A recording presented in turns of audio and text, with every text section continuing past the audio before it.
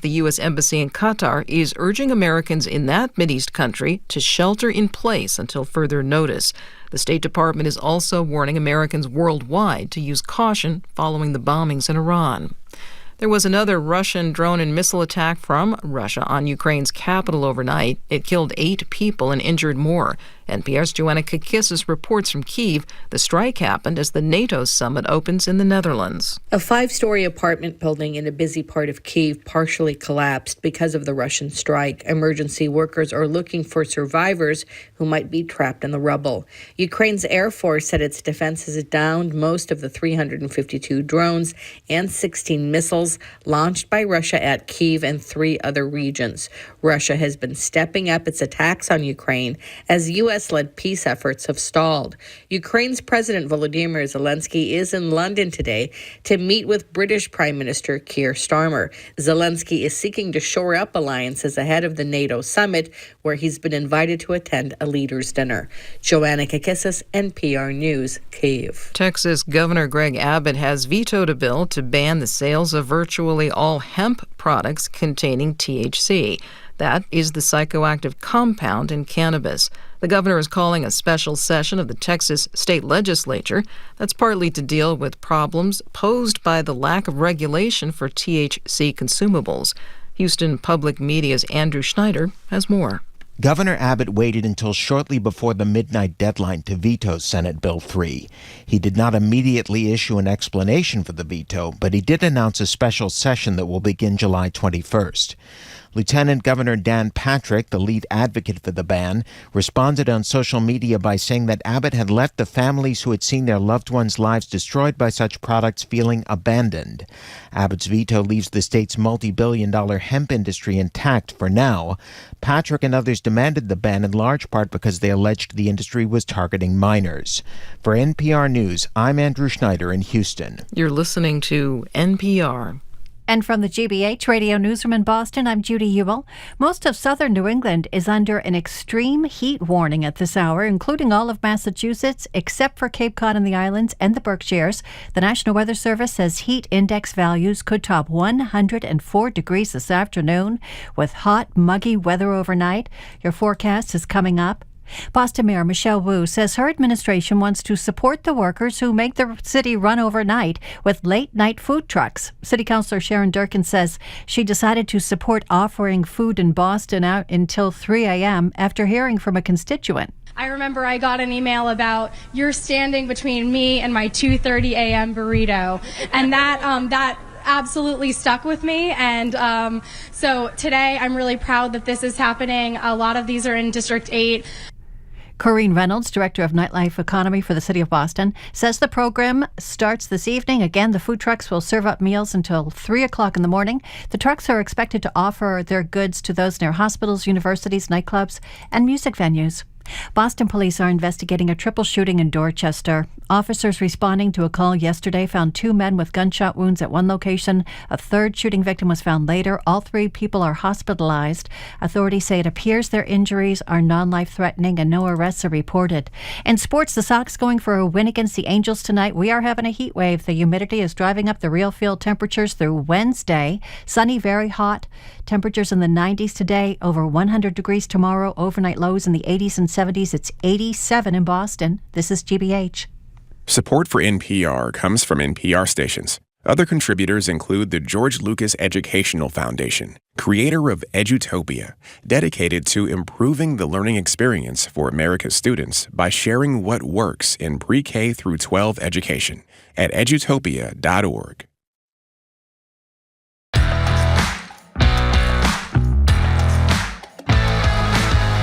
Welcome to Boston Public Radio. He is Jim Browdy. I am Marjorie Egan.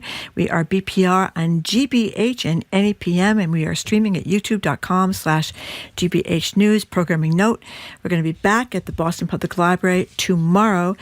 Senator Markey is going to zoom in at 12:45. And on Wednesday, we're going to be at the BPL as well. It is Ask the Governor time. Maura Healy will be there from 11 to noon. Hello, Jim. I just want to say Senator Markey is calling in tomorrow because he's doing a lot of work on the proposal by the Trump administration to defund NPR and PBS. And we should say there is, by law, a July 18th deadline for the rescission vote. So if you care about that issue, you should contact your legislator. We start the show, though, this morning as Iran and Israel continue hurling missiles at each other. Renewed attacks after Donald Trump sent B-2 bombers to drop the largest non-nuclear weapons we have on Iranian nuclear facilities over the weekend. Trump campaigned on the promise of ending U.S. involvement in foreign wars. Here's the president through the years making that commitment. We're getting out of the endless wars. We have to do it. We will keep America out of foolish, stupid, ridiculous foreign wars. The plan is to get out of endless wars, to bring our soldiers back home, to not be policing agents all over the world. And in fairness, he also said Iran could not have nuclear weapons. We're joined now to discuss all this on Zoom by Congressman Seth Moulton. He represents the Massachusetts 6th District on the North Shore, former Marine Corps officer who served 4 tours of duty in Iraq. Congressman Moulton, thank you so much for your time. It's always good to be with you. Yeah, thank you very much for joining us, Congressman. So just what's your reaction of the military attack on Iran? Well, first of all, it's too early to tell exactly where this is headed. But we certainly cannot get involved in a war, another war in the Middle East. At the same time, we certainly do want to end Iran's nuclear program. We share that view with the vast majority of the world. The question really is this the best pathway to do so, not only in the short term, but in the long run? And the reason I've always been an advocate for diplomacy is because in the long run, it's the only way to keep tabs on Iran so that they not only don't have a program today, but they aren't developing one for tomorrow. So whatever's happened, we've got to get back to the negotiating table. Yeah, when you say we just don't know, at 10 o'clock on Saturday night when Trump gave his speech, one line was, this is from his exact words, Iran's key nuclear enrichment facilities have been completely and totally obliterated. I'm assuming that that's typical Trump hyperbole, that we have no idea if they were totally and completely obliterated. Am I right? You're absolutely right, Jim. And what was even more remarkable was the Secretary of Defense's press conference the next day with the chairman of the Joint Chiefs, who, because Pete Hegseth was there saying the exact same thing that Trump said, it's been obliterated. And standing right next to him was the chairman of the Joint Chiefs from the military saying, we don't know. We haven't done a damage assessment yet. So to say this administration is not on the same page is an understatement. What's really going on is you've got several high officials, the president, the secretary of defense, outright lying about things that we just don't know yet. Well, that's one of the things that I think can concern some people is a sense, many Americans may not have a lot of confidence in Pete Hegseth, given what we know about him. And the president does sometimes exaggerate. I mean, this may have been a great military triumph, as he said, but who's the grown-up in the room here? Whom can we trust? Marjorie, that's a very important and frightening question, because I don't know right now. We barely know the chairman of the Joint Chiefs. He's completely unqualified, the most unqualified chairman of the Joint Chiefs in history, in fact, to occupy that position. Met none of the standard requirements for the job. And yet he seems like the most reasonable person there, because at least he was speaking honestly about not even knowing the results of the operation. And then you've got Pete Hegseth in that press conference when he was pressed on the objectives, saying our objectives are very clear. It's just to destroy Iran's nuclear program. And then later that night, Trump comes out and says he wants regime change, which his own Secretary of Defense contradicted.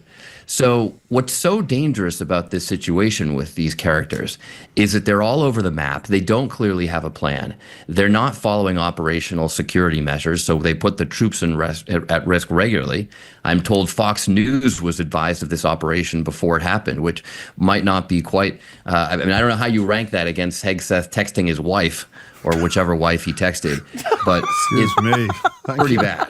Pretty bad here. Sorry, I shouldn't be laughing. By the way, this has nothing to do with you, but just in this context, I hope people, when it comes to Marjorie and Congressman Moulton discussing where's the competence, ProPublica just published a piece saying that a 22-year-old guy whose resume includes grocery clerk and lawn boy, is now head of Center for Preventive Programs and Partnership in the Department of Homeland Security. That's terrorism prevention, a 22-year-old grocery clerk. Can we get back to the beginning of this thing about whether or not there was an imminent threat of them having a nuclear bomb?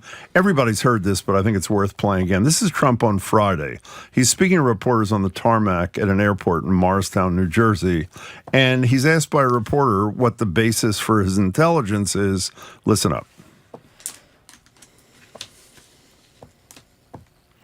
It's unfortunately frozen. Let me tell you what it says. The reporter says, what intelligence do you have that Iran is building a nuclear weapon? Your intelligence community has said they have no evidence that they are at this point. Trump, well, then my intelligence community is wrong. Who in the intelligence community said that? Reporter, your director of national intelligence, Tulsi Gabbard. Trump looks at the reporter, says, she's wrong. So how much of a problem is it? I'm almost embarrassed to answer this question, Congressman Moulton, that the head of national intelligence for the president, who is, I think people know, had a fairly decent relationship with the former head of Syria, is totally not trusted or respected by the president of the United States. Well, she doesn't seem to be trusted or respected by just about anyone, but it's a big problem if the president doesn't trust his own director of national intelligence. There's no question, because you can't make decisions if you can't agree on the facts. And one of the biggest questions I'll be asking as soon as I get into a classified room this week down in Washington, I'm heading there this afternoon, is what exactly was the intelligence? Because the last briefing I got was the same thing that we've heard from Tulsi Gabbard, which is that, yes, they are getting close, but they have not actually started to weaponize. And frankly, they've been very close to producing a nuclear bomb ever since Trump pulled out of the Iran nuclear deal. I want to get to the what would have happened. I know it's hypothetical if he hadn't backed out of the Obama deal for a second. But is it possible, even if there was not an imminent threat, that in light of the fact that Israel obviously weakened their missile defense system, I guess their offensive missile system as well, is it possible that even if there wasn't an imminent threat, that this may turn out to have been the right thing to do by the United States, if in fact there is anything close to obliteration, Congressman? I don't think anybody wants to hear that, but yes, Jim, it's actually a very important question. And every single day that I was a Marine serving on the ground in Iraq, disagreeing with the war, having voted against George Bush, who started the war twice, the question was not relitigating should we go to Iraq. The question every single day was, what do we do now? What do we do next? And that is always the most important question in these national security situations, because the enemy gets a vote. Sometimes your allies get a vote that you may not have even supported, but you have to act on the situation as it is. And let's be clear, first principles here, we absolutely do not want Iran, a country that hangs people in the street for being gay, a country that has declared death to Israel, death to America enough times that we ought to believe it by now. We do not want them to have a nuclear weapon.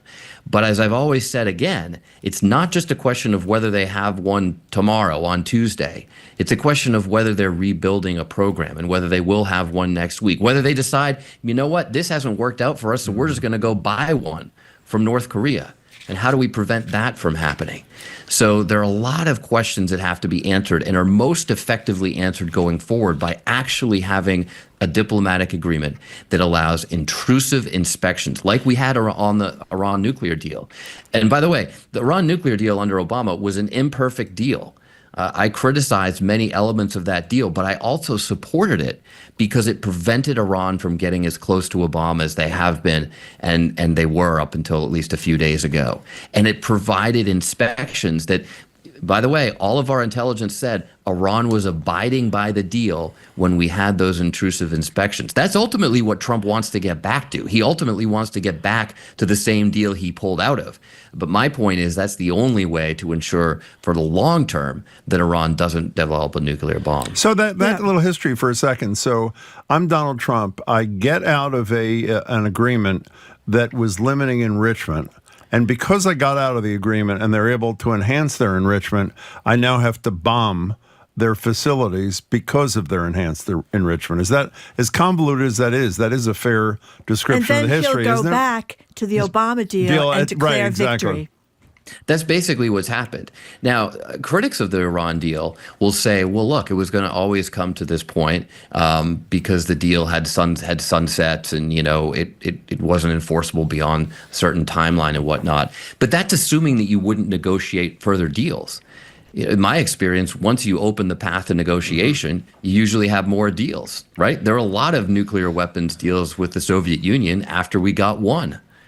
And so the path forward from the JCPOA would have been to say, okay, we've got this part done. Now let's talk about how we get to the next stage, to extend the deal, to limit enrichment further, to limit your production of ballistic missiles. We might have a lot fewer drones and ballistic missiles in Ukraine today if we had stayed in the Iran nuclear deal and found a way to further limit Iranian production of those weapons.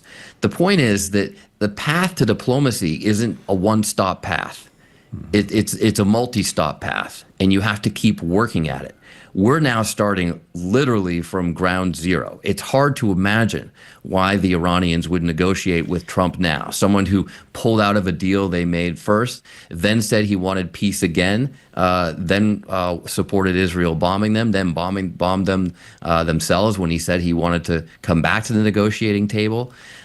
This is the pickle that we're in right now, is that we still need to get back to the table. And the question is, what is the strategy for doing so? We haven't heard that from the administration. Well, I think as a lot of people would say at this point, why is Iran going to trust the Trump administration? But I do want to bring up something, though. You were in Iraq. You're a Marine. I think the one thing that was we don't know how much of a success in terms of getting rid of their nuclear capabilities, but certainly to someone, a citizen like myself, a non-military person like myself, those stealth bombers coming out of Missouri, 18 hours over, 18 hours back, refueling on the way, 2 people in those jets, dropping the enormous bombs with a decoy before that. I mean, as a Marine, this is pretty impressive militarily. It's very impressive militarily. And I want to go back to the press conference yesterday with the Secretary of Defense and the Chairman of the Joint Chiefs, because even though the chairman might be the most unqualified chairman in history, it was interesting to listen to him continually praise the troops. Yeah. Because it was a remarkable operation that was risky, that was dangerous, and I don't want to take anything away from the heroism of those pilots and so many other people, even the cyber warriors who just cleared the path for this to happen, for it to be a successful operation. Now contrast that with the Secretary of Defense, Pete Hegseth, standing next to him. His only praise was for Donald Trump. Every other word was, oh my gosh, what an amazing leader this Donald Trump is, which just proves what a sycophant Pete Hegseth is, even though they can't even get on the same page about whether they're advocating for regime change. But that's the point is now the military has done its job. We'll have to assess in the coming days exactly how successful it was.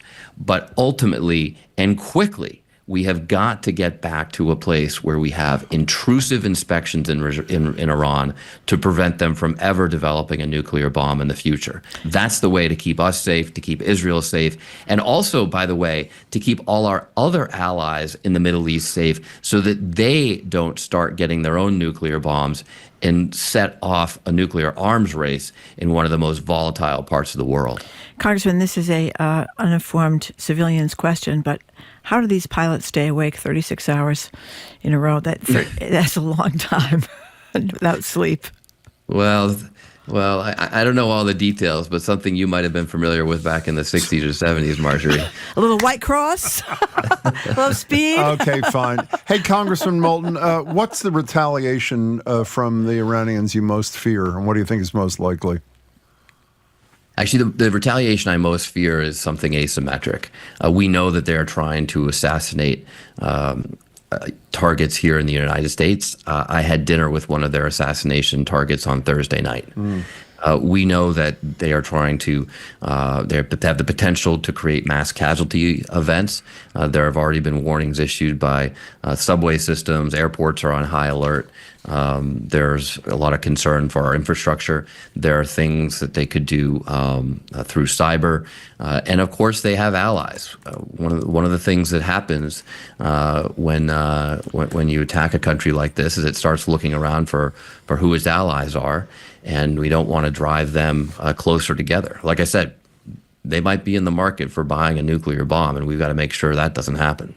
You know, there's been a lot of reporting about the nuclear materials having been moved. There were trucks seen around these sites, and I don't really understand how they move uranium, but that may have undercut our effectiveness, if that's true. It's true.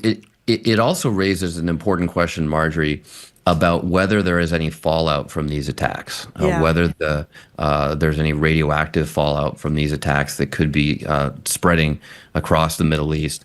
That, of course, would be a diplomatic disaster, not to mention a humanitarian disaster if it were to happen. So there are a lot of unanswered questions here.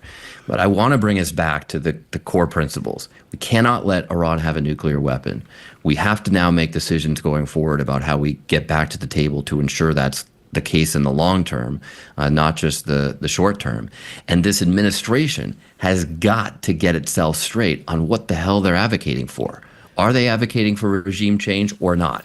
Are they going to just follow Israel through on their policy, or are they going to actually have their own about what's going to go forward with Iran? These are a lot of unanswered questions that keep us in a very dangerous position. And in Congress, we have a critical responsibility to actually have this debate about whether these actions were constitutional. And there is a debate there. There's a debate to be had. There are arguments, legal arguments on both sides, but it's going to be an abrogation of our constitutional duties in Congress if we don't have that serious debate and make it clear what the president did that was legal and what was illegal, so we correct this going forward the next time something like this happens. Yeah, last thing for me, Congressman Moulton, is exactly what you're touching about, the War Powers Act of, I think, 1973. I mean, the reality is virtually every president ignores the obligations to notify and involve Congress. That's a fair statement, isn't there? It is on both sides of the aisle. Yeah, I know. Obama was accused of this. Yep, I mean, yep. It's fair. So it's fair. At minimum, it seems to me that there should be at least some notification. And from what I've heard and what I've read is Donald Trump, in sort of typical fashion, broke with endless tradition, and the only people he notified in Congress that this was going to happen were fellow Republicans. Is that true as far as you know, and how big a deal is that if that's true? I think it's one of Trump's earlier secretaries of defense, General Mattis, who said that he is the most partisan, polarizing president in history. The most divisive president in history, I think, were the secretary's words. And the fact that even for matters of national security, when lives are on the line, Trump takes a totally partisan approach here, only notifying Republicans. And I'm told, even tipping off Fox News in advance of this operation, clearly violating basic rules for operational security, just like Hegseth did with his signal chat. You mean because he's got to notify MSNBC and Fox News? Is that your position, Congressman? It is absolutely not my position. Because pilots' lives are on the line here. Of course. And you don't trust news organizations, no matter who they are, to keep top secret information safe. And the fact that this administration plays so willfully with the lives of our troops, I'm not just talking about the disparaging comments Trump has made about how we're suckers and losers for signing up and getting shot and killed, and John McCain should never gotten captured. Just his complete disregard for the safety of our heroic pilots and other troops who participated in this operation by letting this intelligence out early and in a partisan way. We're going to have to dig into this too. Congressman, I know we're almost out of time, but one more quick thing from me. There's another theory that, Netanyahu did these strikes against Iran, the Israelis military did the strikes against Iran, and they were deemed as a wonderful success, and that then Trump kind of did a flip-flop and decided he kind of wanted to be in on the action. Because he saw them on Fox News. Yes, and Netanyahu has been, I think, one of the main people that's been saying over and over again, they're about to get a bomb, they're about to get a bomb. So did Trump do this in part because Netanyahu was on his back, or because he wanted to get in on the action that he saw got received so well with the Israeli strikes? Does that have any credibility? I mean, we don't know yet, but we do know a couple of things that we've established in this discussion this morning. One, that Trump listens to Fox News, and two, that Trump does not listen to his director of national intelligence. So what does that tell you? Seth Moulton, last thing from me, if I can here. We're talking to Congressman Seth. Actually, it's going to take too long, so let's pass on this. Congressman, we really appreciate your thoughts and hope to speak to you again soon. Thanks so much for your time. All right, always good to be with you. Yeah, thank you. Well. Thank you very much for taking the time to be with us, Congressman. We've been speaking with Congressman Seth Moulton, a former Marine Corps officer who served 4 tours in Iraq. He represents the Massachusetts 6th District on the North Shore. I'm supposed to say you're always a Marine, Jim. You're not a former Marine. You're always a Marine. I know that. Okay, he's still a Marine, even though he's not in direct service. Coming up after this quick break, we'll open the lines to get your reactions on the U.S. bombing, on the bombing of the Iranian nuclear facilities, prompting fears of a widespread war in the Middle East and possible retaliation. Haven't we learned our lesson on trying to be the democracy police around the world, or is this a necessary move that could finally turn the tide of decades of unrest in the Middle East? Your thoughts next, 877-301-8970. You're listening to BPR and GBH and NEPM and streaming at youtube.com/GBH News.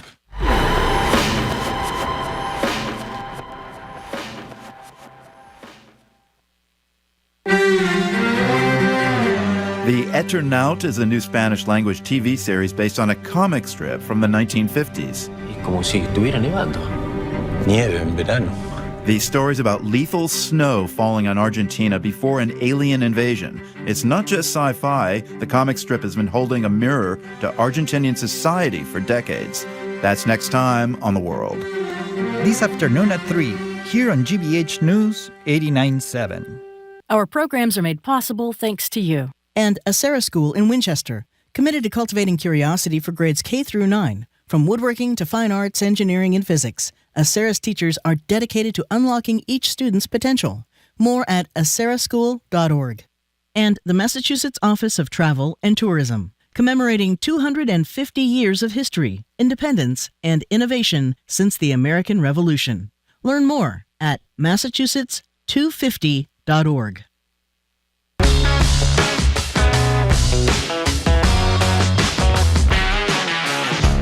Welcome back to BPR on GBH and NEPM. Marjorie Egan, Jim Browdy, streaming at youtube.com/GBH News. We're at the library tomorrow. Senator Markey will zoom in at 12:45 to talk about the state of funding for PBS and NPR. And Wednesday at the library from 11 to 12, let's ask the governor. Call with your questions. So after campaigning breathlessly on ending the U.S. involvement in foreign wars, Donald Trump dropped bunker busters on 3 nuclear facilities in Iran over the weekend and had this to say about the state of things. Quote, "It's not politically correct to use the term regime change, but if the current Iranian regime is unable to make Iran great again, why couldn't there be a regime change?" And by the way, that runs counter to what his key advisors, Secretary of Defense Hegseth and Secretary of State Rubio, are saying. So we just heard from Marine veteran Congressman Seth Moulton about the state of war in the Middle East. Now it's your turn. Did you support what Donald Trump did, the decision to bomb those 3 nuclear facilities? And yes, it's true, didn't get congressional authorization, but as Seth Moulton said, neither has a Democratic president in recent years. You probably saw that hundreds gathered in Boston and D.C. yesterday to protest the escalation of the war. But is it possible this was the right decision? And even if you think it was, do you have confidence that Trump is surrounded by advisors who know what the hell they're doing, particularly if there's retaliation? And by the way, while plenty of Democrats are decrying Trump's actions, it's noteworthy that party leaders like Chuck Schumer are mounting less of a resistance, continuing to uphold the United States' dedication to anything that makes Netanyahu happy. Give us a call or text at 877-301-8970. I, like every, I think, fair-minded person, believe that if the nuclear capacity was obliterated, and there's no evidence that it was, that's a good thing. And if there is not retaliation, which costs the lives of innocent people, that's a good thing. But those are two pretty huge ifs for an iffy goal, don't you think? Yeah, I think we just don't know. I mean, You're right. initially Yeah, you're right. we thought things were going to be great in Iraq. Saddam Hussein was toppled, and George Bush was out on that aircraft carrier with the mission accomplished. Well, at least we got rid of the weapons of mass destruction. Yeah, and that didn't turn out well. I mean, people thought things went well in Libya. The Gaddafi was gone, and obviously that didn't work. And, and we thought things went well in Afghanistan initially. We got rid of the Taliban, and now after people have lost life and limb, the Taliban is back. So initially these things look good. I hope it's good. I mean, as I said to Congressman Moulton, the military continues to really, I think, wow people in terms of their capabilities. That was pretty impressive. But I don't know. What did you say before? We don't know if the uranium has been moved. We don't know if they got what they think they got. And we don't know if there's going to be serious retaliation. Exactly. What did you say that pathetic soul, Ronnie Jackson, who used to be the White House doctor, who, by the way, not just to Trump, but to Obama briefly, he's now a congressman from Texas. Oh, he said something. He said something ridiculous, like telling the Democrats is like telling somebody that's a traitor to the country or something like that. It was fine. That's what it was. I have fine. to say. What bothers me as much as almost anything. I mean, the congressional authorization under the War Powers Act, as Seth Moulton said, and as we've said before, no president, and they should, but no president adheres to that. But the notion that for maybe the first time in memory, that he not only consulted with a Fox News personality, but with Republican leaders, but not with any Democrats, is really chilling, don't you think? Yeah. I listen. As we said to the congressman, I mean, it's nerve-wracking. I mean, I have no confidence in Pete Hegseth. I have no confidence in Tulsi Gabbard. I don't. Do you believe she flipped as soon as Trump said she's wrong? I know. Did a flip and then blamed the, quote, dishonest media for taking her out of context. When you know what the horrible out of context thing they did? They played her testimony. That's what they did. And Raisin Kane is the head of the Joint Chiefs, is the least experienced person. So it's very unsettling. You'd like to think. I mean, we don't have the General Millies and the Jim Mattises in there anymore. The McChrystal, we just don't have those people in there. And I don't know. I hope Pete Hegseth has quit drinking, like he said he was going to do. Bob in Fall River, hometown of Marjorie, and you are first. Yeah. Welcome to BPR. Hi. Good morning, Jim and Marjorie. And to you. Hi. I want to reiterate what the congressman had to say about the imperfect but in place negotiations back in 2015. By the way, that team under Secretary Kerry included a Fall River native. I did. Ernest Moniz, yes. Moniz, we were very... Moniz, excuse me. He was always Moniz when he was at BMC Jeffrey High School and Boston College. He went out to California, it only became Moniz, which is, as I always say, a half-assed Portuguese pronunciation. Well, Bob, since we're doing a half-assed kind of thing, here's a quiz for you. There's one television host in American history that did a whole show with only guests from Fall River on. Do you know who that host was? I do not. That would be Jim Browdy. Yeah. Marjorie Egan, Chris Herron, the greatest basketball player to ever come out of Fall River, and Ernest Moniz. Yeah, as we you said we had him on the he wasn't known for being a basketball player, though. Manny Papula, who was also BC class of '62. No, not Ernest Moniz. Chris Herron. Chris Herron played for the Celtics. He played for the Celtics. Remember, Bob? He played for the Celtics. You're a good full Reeve guy. Bob, thanks for your call. Appreciate it. Okay, take care. Take care. 877-301-8970. Isn't that funny? It was Moniz in high school, and then it became Moniz. It's like Texera became Teixeira. I know. You have a thing about that, which, well, you should. I guess things should be pronounced properly. I mean, I'm not one to complain about it's sort of scary. I mean, they talk about the Straits of Hormuz, through which, what have we read? A quarter to a fifth of all the oil in the world goes through. Retaliation against U.S. troops in the region, and apparently there are tens of thousands within short-range missile distance for the Iranians, or some, just picking off Americans here and there. The assumption is, I hope, that there was some planning to protect people in the wake of these bombings. Listen to this one. My husband is a combat veteran. He literally ranted all day long yesterday. His hot take, Donnie did it because he was humiliated from his sloppy and embarrassing military parade last weekend. His ego got a boo-boo and he had to rein power back in. Well, reporters who were very credible reported what Marjorie said to Seth Moulton, that he was watching Fox News as he is wont to do, thought that, God, what a great celebration for Netanyahu for all the bombings he's doing, and to use your expression, he wanted a part of the action. Does that not sound totally credible to you, based upon, look who his staff is? Where did Pete Hegseth come from? Fox News. Exactly. I know. And so many more the as well. people there came from Fox News. Okay, we're getting your reactions to this attack on the nuclear facilities in Iran. What do you think about it? We're going to keep talking about this till the top of the hour. You're listening to BPR on GBH and any PM, and we are streaming at youtube.com/GBH News. The number to call or text is 877-301-8970. We'll be right back.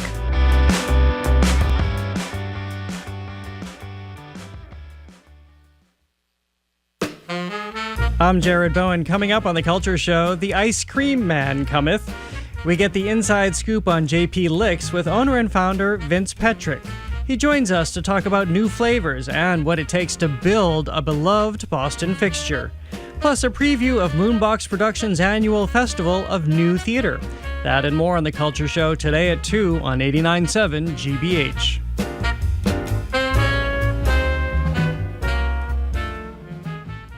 Support for GBH comes from you. And Mass General Brigham. Their leading heart and vascular specialists are committed to providing breakthrough care to patients with cutting-edge research and innovative treatments. Learn more at massgeneralbrigham.org/heart. And Newport Mansions, presenting The Great Gatsby Revisited, a conversation with Oscar-nominated actor Sam Waterston celebrating the 50th anniversary of the film adaptation, July 9th at Rosecliff in Newport. Tickets at newportmansions.org.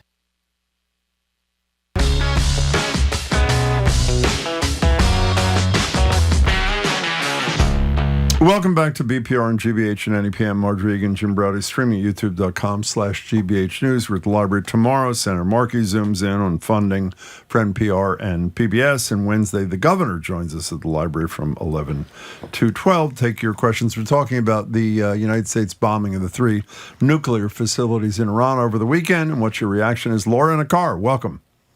Hi. I just think this is a further example of Trump just taking a machete to the Constitution. You know, he's acting rogue. He doesn't think he has to consult anybody, except maybe one or two of his buddies at Fox News. And, you know, the whole thing with church and state. I mean, it's just constantly he's attacking the Constitution. Well, can I tell you something? By the way, I couldn't agree more.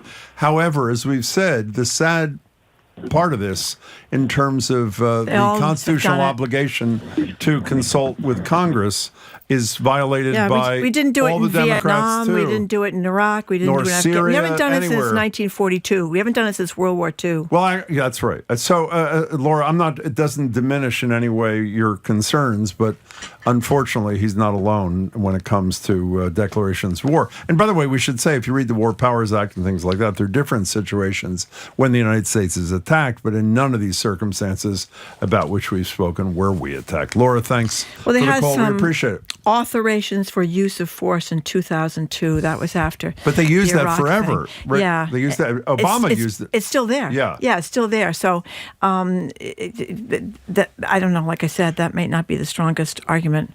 Lisa in Wales, welcome. Hi. Hey, guys. Good morning. And you too. Thanks. At best, I'm tentatively okay with the fact that the bombing took place. But what tips me over the edge to not being okay is that I don't trust Trump. You know, if it was another president who behaved as a president should, then I'd be like, oh boy, I guess we really needed to do this. I'd have confidence. But because it's him, I wouldn't trust him to water my plants. He's a horrible human being. And I cannot trust him. I wish I had said what you said, not the not trusting part. That's fine. But you're so right. I think I feel like you do, Lisa. I think I would be much more okay with this if I thought this was done by a person who not only is competent himself, but surrounds himself with competent people. I mean, just look at, we talked about Hegseth repeatedly. Marco Rubio has flipped on every single issue from USAID to whatever. Kaine is the least experienced, as you said, chair of the Joint Chiefs of Staff. I mean, you make a wonderful point, Lisa, and let's hope he's got better people advising him than we think. Lisa, thanks for the call. That's one of the points that's been made repeatedly about the second round of Trump, is that he wanted to get rid of anybody. We had the great book, Doris Kearns Goodwin, Team of Rivals, talked about one of the great presidents, Abraham Lincoln, surrounding himself with people that were opposed to him so they could have debates with a team of rivals that would begin the alternative points of view. And Trump, too, was just surrounding himself with people. Yeah, and I think that's a dangerous place to be, I think, especially when it's a military attack. And again, Hegseth, I don't think he's in a position to make these decisions, or the Joint Chief guys make you nervous. Or Tulsi Gabbard. Well, it's not just that. Apparently, Laura Loomis, who's an influencer, Loomer, is a major advisor. Yeah. Plus, Steve Bannon was in the White House right before the decision apparently was made. Well, he's against. Bannon's not a dope, by the way. He's against this. I know, but he's a key. Well, the guy that was in it, Mark Levin, the talk show host, was a big hawk on this. I don't know. Maybe there's credentials about him. I don't know, but I don't. I'm a talk show host. You are? I don't think I know anything about this. No, he did call me, but unfortunately, I was on a call.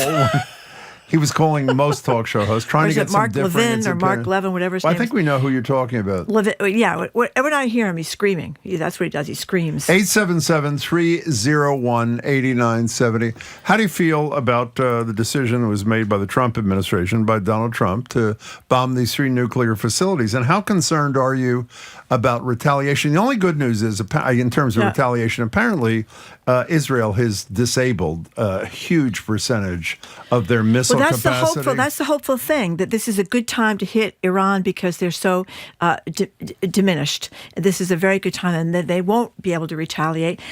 Al Khamenei, whatever the guy's name is, the Ayatollah, is apparently so worried about getting killed himself that he's in hiding. And I thought he wasn't worried. I thought he was willing to be martyred. He's 86 years old. I think he's ready to go. What I read this morning, he's in hiding and incommunicado. No, but he's picked his successors already. Well, maybe he's picked his successor, but I think he's very worried about getting taken out because, of course, Trump said he wasn't going to take him out. Not yet. So you think we should pick our successors? By the way, do you think?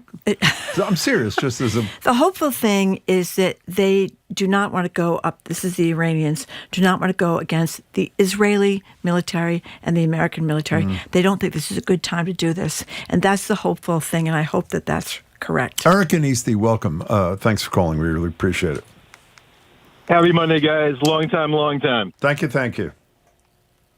So I am a Trump supporter, but I do not support this bombing. Why is that? A number of reasons. I feel like we've been down this road before with they have nuclear weapons and then they don't have nuclear weapons, and we end up in a bigger war here. And all of a sudden we're, American citizens are being killed because we're at war. And then the waves of refugees going around the world that we've seen in the past, causing issues in other countries now. I just feel like, I just don't love it at the end of the day. Trump, as a Trump supporter, I'm really glad you called because I think you probably can give a fair answer to the question Marjorie and I have posed. Are there people in his inner circle, in the military inner circle, the national security inner circle, who you say, I trust that person's judgment, I'm glad he or she is advising Donald Trump? Is there somebody in that category, Eric? I mean, I can name names, but I know you're going to be upset. No, it's fine. Like his staff. It's totally like who? I like Tulsi Gabbard. I really do. I know, but he doesn't listen to her. But he trashed her. I know. I do like her. Actually, I voted for her when she was running as a Democrat. Oh, you did? Primaries. I did. Hey, Eric, you're a first and a first. You say, we really hope you call us again soon. Thanks so much for your perspective. We really appreciate it. 877-301-8970 is the number to call or text. We're talking about the reaction to the military attack on Iran. I forgot until Eric said it. She ran for the presidency as a Democrat. Yeah, she did. Not so long ago, right? Yeah, he has more faith in her than I do, but that's okay. Let's go to Molly in West Newbury. Thank you for calling. Hello, Molly. Hi there. Hi. I think this is a direct reaction to his embarrassment of his, whatever you want to call that parade, birthday celebration. and the No Kings protest and how many people came out for that, and how he exited from the G7 very quickly with Zelensky following behind. I think this is just an embarrassment, and he had to show force. Well, a lot of people think that, and a lot of people think what Marjorie was saying, who's watching Fox News, and he was jealous that Netanyahu was getting so much praise from at least some quarters for his he did an about military face. Remember brilliance. at the beginning he said, we had nothing to do with this, we had nothing to do with this, we had nothing to do with this. This is the Trump. attack. Yes, the Secretary Israelis Rubio said attack. that, right? Yeah. Well, I figured it Yeah, came that's from right. Trump. He speaks for Trump. Israelis attack on Iran until it began to get widespread hosannas, and then he did a flip. So, Molly, how nervous does it make you if you're right? I'm very nervous on every front. I think, I think we're making more enemies daily with every movement that he takes, and I'm also afraid that he has no barriers to contain him from doing anything he wants to do, like a little baby tyrant smashing his baby hammer. I worry about that too. I think the world is watching, and I don't know what he's going to do at NATO this week. Well, that's right. He's leaving tomorrow. The thing that also concerns me, Molly, is while I hope since we did it there was a success, is you worry if this engenders more interventionary, I know it's not a word, behavior on his part. If the outcome is as good as I assume all of us hope it is. Molly, fine call. Thank you. Call us again. 877-301-8970. A texter, Erica from Tingsboro, is pointing out that he didn't like, as you said before, Netanyahu looking tougher than he did. And the president does watch Fox all the time, and Fox was pushing for this. That's a fact, by the way. They were very much pushing for us to go after Iran. So, and he's more of a TV watcher than a reader. So maybe, I don't know, maybe that's part of it. Did you see the story, I think it was in the New York Times, about, he doesn't use email. Correct. And he doesn't text. And when he wants to send an email, he will write something. This is in the Times of the Washington Post. Ask a colleague to take a photograph of the thing that he has written and then attach it to an email to, it's pretty incredible. Well, when you think about it, not emailing or texting has probably suited him very well in terms of his various lawsuits. That's actually a very think about fine how point. many people have been nailed That's by their a really texts good and point. emails. Well, I thought it was part of the reason he didn't do it. Denise, Denise, you're hi. somewhere in Massachusetts. Welcome to the show. Hi. Hi, can you hear me? Perfectly. Thanks for calling. Oh, hi. Denise from Lexington. Hi, Denise I from have a few things to say. Thanks. Hi, I've called before. I'm American-Israeli. I've been living in the U.S. for a long, long time. Mm-hmm. So two things can be true at the same time, and I'm going to cover a few things. First of all, Trump should not have halted funding to universities, but anti-Semitism and anti-Israel violence and rhetoric does exist on campuses and throughout the country. Palestinians do have a right to self-determination, but the Free Palestine movement does not campaign towards peace and resulted in violence and murder against Israelis and Jews supporting Israel. And in this case, Trump does a lot of things wrong, but dropping the bomb in Iran was the right thing to do. And that's because the window of opportunity is relevant. Hamas and Hezbollah and the Houthis in Syria are all. Are you going to feel Denny? Are you going to feel the same way if the retaliation is more extreme than all of us hope it is? Well, first of all, I have a lot of faith in the Israeli military. I do think that they're going to do anything and everything to make sure that the American bases are not going to be targeted. And the reality is that if Iran does get a nuclear weapon, I think the United States is in danger. And just like Israelis are sitting right now, living in pure fear, sitting by shelters all day long, that could very well happen to Americans in a few years if Iran. Yeah, but as we've heard from the International Commission as well as Tulsi Gabbard before she decided to do 180, they weren't close to that. There was not an imminent threat. They were not close to that bomb. Can I just say one other thing? What did you say about the Free Palestine movement, Denise? What did you say about them?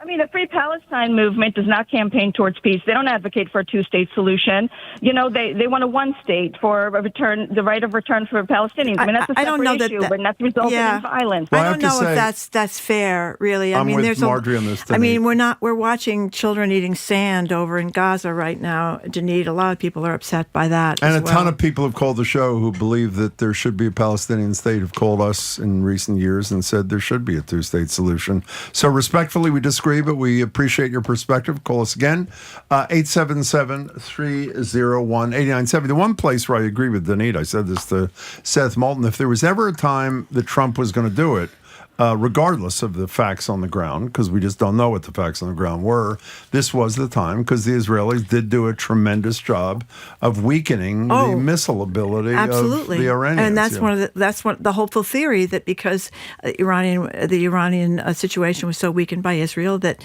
they're not going to retaliate in the way, that's Iran, in the way we fear. I hope that that's true. You know, one thing, because that's going to be, take over the Straits of Hormuz, that's going to be a big deal, that it's not going to sit well. It's not final yet. They're going to do it. Well, they have one vote. They have to have another one. Let's hope they don't. The one thing we should have asked Seth Moulton, I just forgot when he was mentioning that initial reports were that there was no nuclear leak, a radiation leak. I'm sorry. My understanding is if there's no radiation leak, that probably means you haven't hit pay dirt. Isn't that true? I don't know. If it turns out that these 30,000-pound bombs did what they were supposed to do with these bunker busters, wouldn't there, by definition, have been a radiation leak? I don't know. I know that we don't know exactly what they hit. If they, I mean, we saw that there were holes in the so-called mountain, but we don't know where they got to. You don't think it was a complete and total obliteration? You know,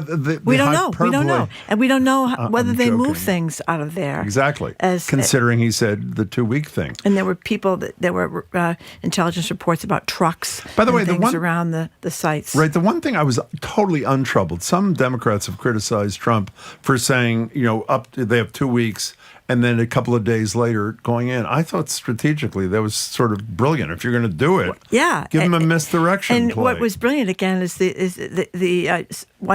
some jets going in one direction, some jets going the other direction, and that they managed to get to these sites in Iran without being detected by the Iranians. No shots at them, either in or out. I didn't realize till you asked Seth Moulton, what was the length of time they were in the air? 18 hours to get. They started in Missouri, hours? And they were 18 hours to get there. I don't know why they're in the Missouri, because it seems like they should be in the East Coast or the West Coast. Yeah. But anyway, they started from Missouri, they flew to Iran, and then they turned around and came back. 36 hours in the air, and they refueled along the way. I mean, it is, pretty impressive. Yeah, a lot of things are going wrong in this country, but that was a really huge, impressive performance by the United States military. Olivia in Brookline, hi. Hi. Hi. Oh gosh, there's a lot to say.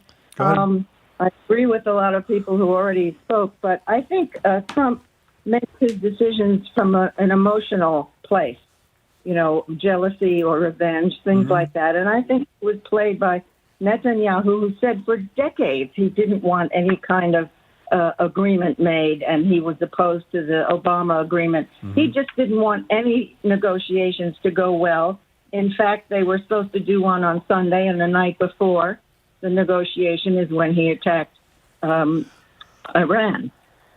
I also think so. I think he's playing Trump, which is not that hard to do, as we've heard. Yeah, and also, isn't it just a tad ironic to be talking about regime change to get rid of an autocrat, a tyrannical autocrat, when we are rushing headlong into autocracy here at home for all the reasons you've been talking about for weeks now. Excellent point. And I worry about Gaza because it was horrible up until now, and now it's going to be even, if it can be more horrible, it will be. And of course there's going to be retaliation. I don't think this was thought through very well. And in fact, if anybody saw the briefing, and you just spoke about some of the things they did, does anybody else give such detailed secrets away after they've run a successful campaign of who knew what when, and the planes were going east and going west. And I don't know any other country that then gets up and tells all the secrets of what they just did. I don't get that. It felt like a reality TV show, that briefing, and they had their chest puffed out like a crowing rooster.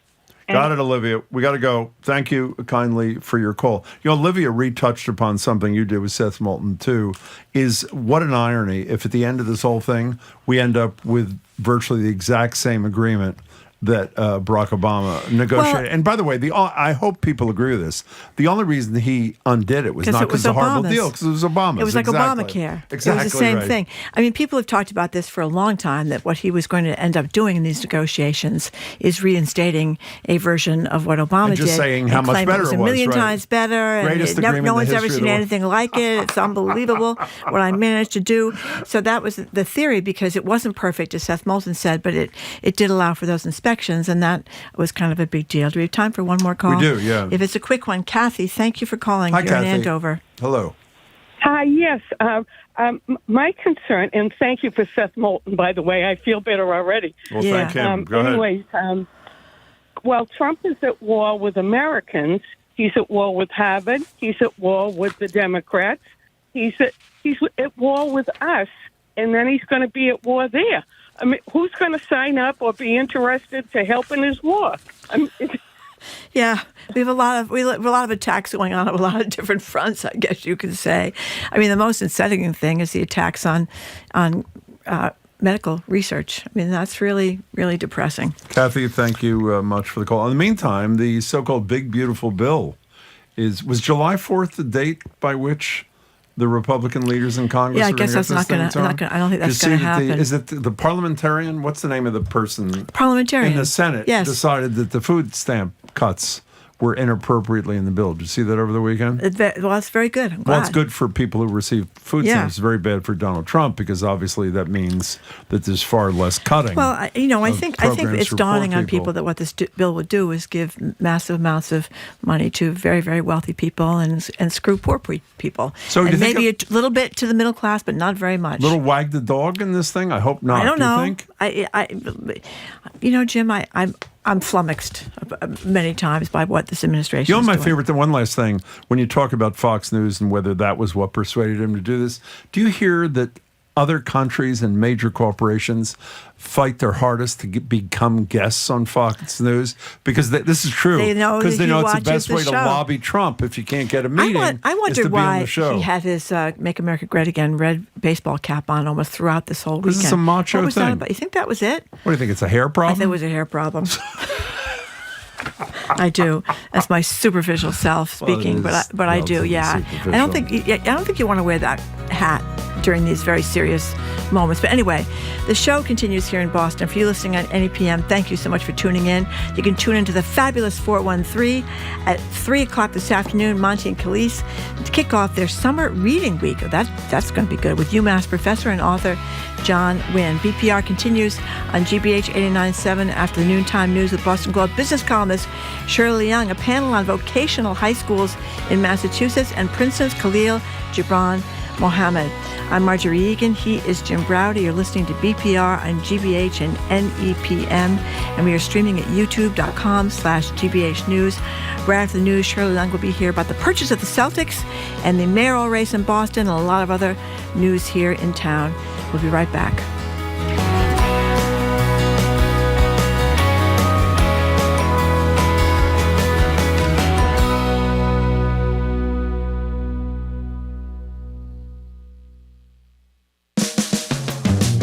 You're listening to Boston Public Radio with Jim Browdy and Marjorie Egan. Just ahead, more smart conversation about what's going on in our community.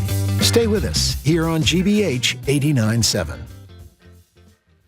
Funding for our programs comes from you and Bridgewater State University, helping create jobs for Massachusetts and working to connect industry leaders to graduates, elevating business in Boston and beyond. bridgew.edu/elevate.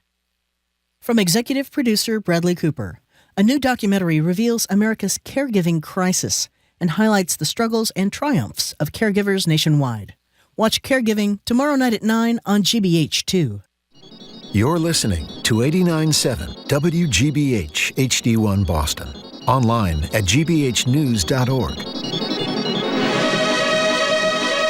GBH News. What matters to you? I'm Jim Browdy, ahead on Hour 2 BPR. We'll start the hour with Boston Globe business columnist Shirley Leung as Bill Chisholm prepares to take over as lead owner of the Celtics.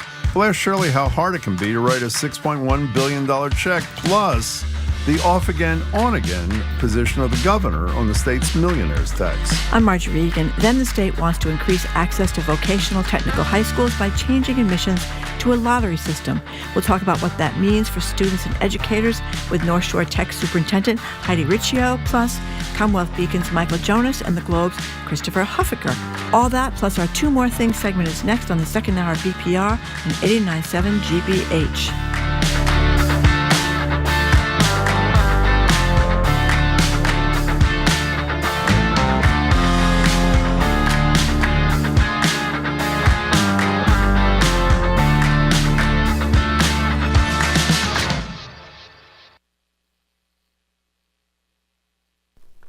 Live from NPR News in Washington, I'm Kristen Wright. The National Security Council is scheduled to convene with President Trump in 1 hour. They will discuss U.S. involvement in the war between Israel and Iran. American forces bombed 3 Iranian nuclear sites this past weekend. NPR's Greg Myrie explains how Iran could respond. Iran or one of its proxies could fire a missile or a drone at U.S. troops in the region. There are around 40,000 U.S. forces at multiple bases. They are on high alert and well aware that Iran has carried out these kind of attacks in the past. Iran could also try to disrupt oil shipping in the Gulf. Iran's parliament on Sunday approved closing the Strait of Hormuz. About 20% of the world's oil goes through the strait every day. Approval to close the strait is seen as largely symbolic and requires further approval from Iran's top security council. Iran and Israel are continuing to trade attacks today. President Trump is set to depart to the NATO summit in the Netherlands tomorrow. His trip abroad to meet with European allies comes after he ordered the strikes on Iran's nuclear sites. NPR's Deepa Shivaram has more. The president will spend just over a day at The Hague meeting with European allies. The main focus of this year's summit is getting NATO nations to increase their defense spending to 5% of total GDP. It's a huge bump from the current mandate of 2% GDP spending on defense. But the ongoing war between Ukraine and Russia's threats of continued force have pushed European nations to try and reconfigure their own defense capabilities and rely less on the United States. President Trump has been critical of NATO for years, saying the U.S. spends too much money on supporting Europe. He said last week that NATO countries should increase to the 5% number, but he doesn't think the United States should have to. Deepa Shivaram, NPR News. A federal judge in Tennessee is ordering the release of Kilmar Abrego Garcia. He's the man wrongly deported and then returned to the U.S. to face criminal charges. Mariana Bacallao with member station WPLN reports from Nashville. The judge has ordered that Abrego Garcia be released as he awaits trial on human smuggling charges. But the 29-year-old who was wrongly deported from Maryland to El Salvador in March may go into ICE custody instead, officials say. In her ruling, the judge writes that the government failed to prove that Abrego Garcia was a flight risk. Prosecutors say that Abrego Garcia smuggled people without legal status for the MS-13 gang. The defense says that the charges are to distract from the lack of due process in Abrego Garcia's case. The conditions of his release will be discussed at a hearing scheduled for Wednesday. For NPR News, I'm Mariana Bacallao in Nashville. This is NPR News from Washington.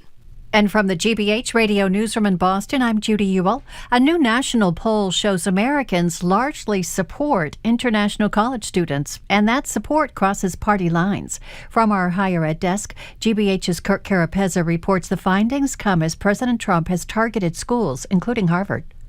While nearly 90% of so-called MAGA Republicans support Trump's scrutiny and sanctions against universities, that number drops to 60% among traditional Republicans, and just 28% of independents and 8% of Democrats back his actions on higher ed. Last week, a Boston federal judge blocked the administration's effort to stop Harvard from enrolling international students while a lawsuit on the matter plays out.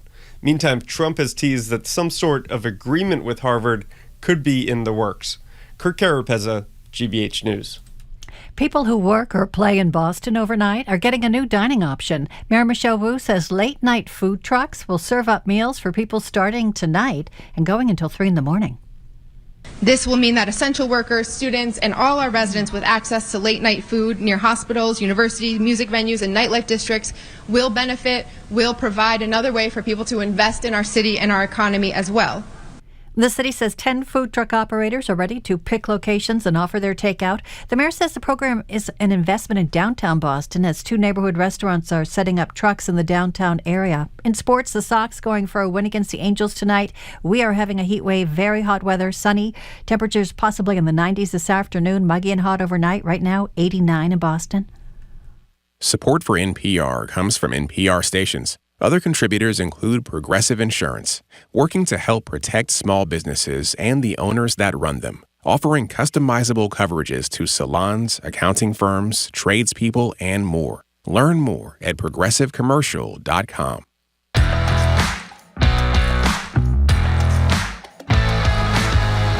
Welcome to hour number 2 of Boston Public Radio. Here's Jim Browdy and I am Marjorie Egan. We are streaming at youtube.com/GBH News. Tomorrow we're going to be at the Boston Public Library. Senator Ed Markey's going to zoom in at 12:45. He's been very involved in the fate of NPR and PBS, and we, of course, are an NPR station. Wednesday at the Boston Public Library, we're going to be joined by Maura Healey, the Governor of the Commonwealth, from 11 to 12, taking our questions and yours. And I want to repeat, hi, Marjorie, that this vote on PBS and NPR has to be taken by July 18th, which is only 25 days from now. So it's getting tight. In any case, we're joined now on Zoom by Shirley Leung. Shirley's Boston Globe business columnist and host of the Say More podcast. Hi, Shirley. Hi, Jim. Hi, Marjorie. Hey. Hello, Shirley Leung. The millionaire's tax, which of course people voted on, the governor has said she endorsed that vote, but now she seems to be saying there's some confusion about where she stands. Here she is with Globe reporter Josh Miller asking Governor Healey if she'd be open to efforts to scaling back the millionaire's tax. First you'll hear Josh Miller, then you'll hear the governor. Am I hearing you right that you would oppose any effort to ask voters to pare it? That I what? You would oppose any effort to ask voters to pare it back or overturn it? No, I think we need to evaluate what's going on, and I want to see the numbers. I want to see what's happening in terms of any potential out-migration. Yeah, I don't know. I mean, people voted on this. Oh, wait. She changed her position the next day. She did. What did she say the next day? What did she say the next day? She said she supports she wanted to clarify the remarks that she made with Josh Miller. This was at actually the Globe Tech Summit. And right. we were talking about this last time. And then the next day she reversed course and she said, I just want to clarify, I still support, excuse me. She's taking a drink. She's taking a drink. Yeah. The millionaire's tax. Yeah. But sorry. That okay. She still supports the millionaire's tax. But like I said, how could she even talk about something that was voted on? I mean, you're the you can oppose something. It's a law. I know, but you'd have to go through this big rigmarole. By the way, it's not a law. It's an amendment to the state constitution. Go ahead, Shirley has recovered. Go ahead, Okay. Shirley. Well, one of the things that was so interesting is that she got a lot of pushback, and the labor backed this. I don't know what's going on in my throat. I'm so sorry. That's okay. That's okay. She got a lot of pushback, and I think she got a lot of pushback that she wasn't full throttled in support of the millionaire's tax. But I was in the audience there, and she wasn't saying this was a really bad idea. I'm going to do everything I can to repeal it. Rather, she came across as a governor who gotten an earful from business leaders. And I get an earful from business leaders as well, saying this is really hurting the state's ability to retain and attract talent. Some senior executives are deciding to not come to Massachusetts because they don't want to pay this tax. Wealthy individuals and households, if they've not are thinking about moving, and some have already moved out of the state. And so this is really hurting the state's ability to compete for talent. And she's been hearing that for a long time from business leaders. And I think her comments reflected, you know what, I'm listening. I mean, she's speaking to an audience of tech entrepreneurs, and so Didn't the two of you, didn't Shirley and Jim get into a big showdown over this a couple of weeks ago? I wouldn't say a showdown. Yeah, there was a story about this that said that is not actually happening, that the Globe did. No, wasn't it Globe reported on a study that had been done? Can I say two things here? But is it happening or not happening? Well, I don't think it's conclusive. A study that came out a couple of weeks ago suggests there is not that kind of out-migration. I would say two things, one of which I said to you all the time, which is if it turns out it's so helpful to the business community's close. I don't even know who the business community is. It isn't like when I moved here where the business community was a major force in town. I mean, I don't think I could name 5 CEOs. I know you could. That's one. Two, if it turns out they're so convinced this is so horrible, why have we not seen a video of the moving truck from John Doe's house saying, I'm leaving for New Hampshire? Well, wait. Why have they not produced letters from the guy who was going to take the job as the vice president, who decided I'm not because I'm going to be making more than $1 million a year? I would say so far it's a creation. And the second thing I'd say, this is taking issue with you. I think you're giving them too much credit when you said at the end of your piece, they've got a long-term plan to deal with this thing. What do you, who is making this what is the long-term plan? Well, I think that's the one thing that was very crystal clear from my reporting. That we thought this issue of the millionaire's tax was litigated, or literally it was litigated. It was, yeah. And also, and the voters, approved it, right? But the business leaders, and they lost. I mean, they spent millions to try to stop this millionaire's tax, but they have not stopped thinking about how to undo it or how to weaken it.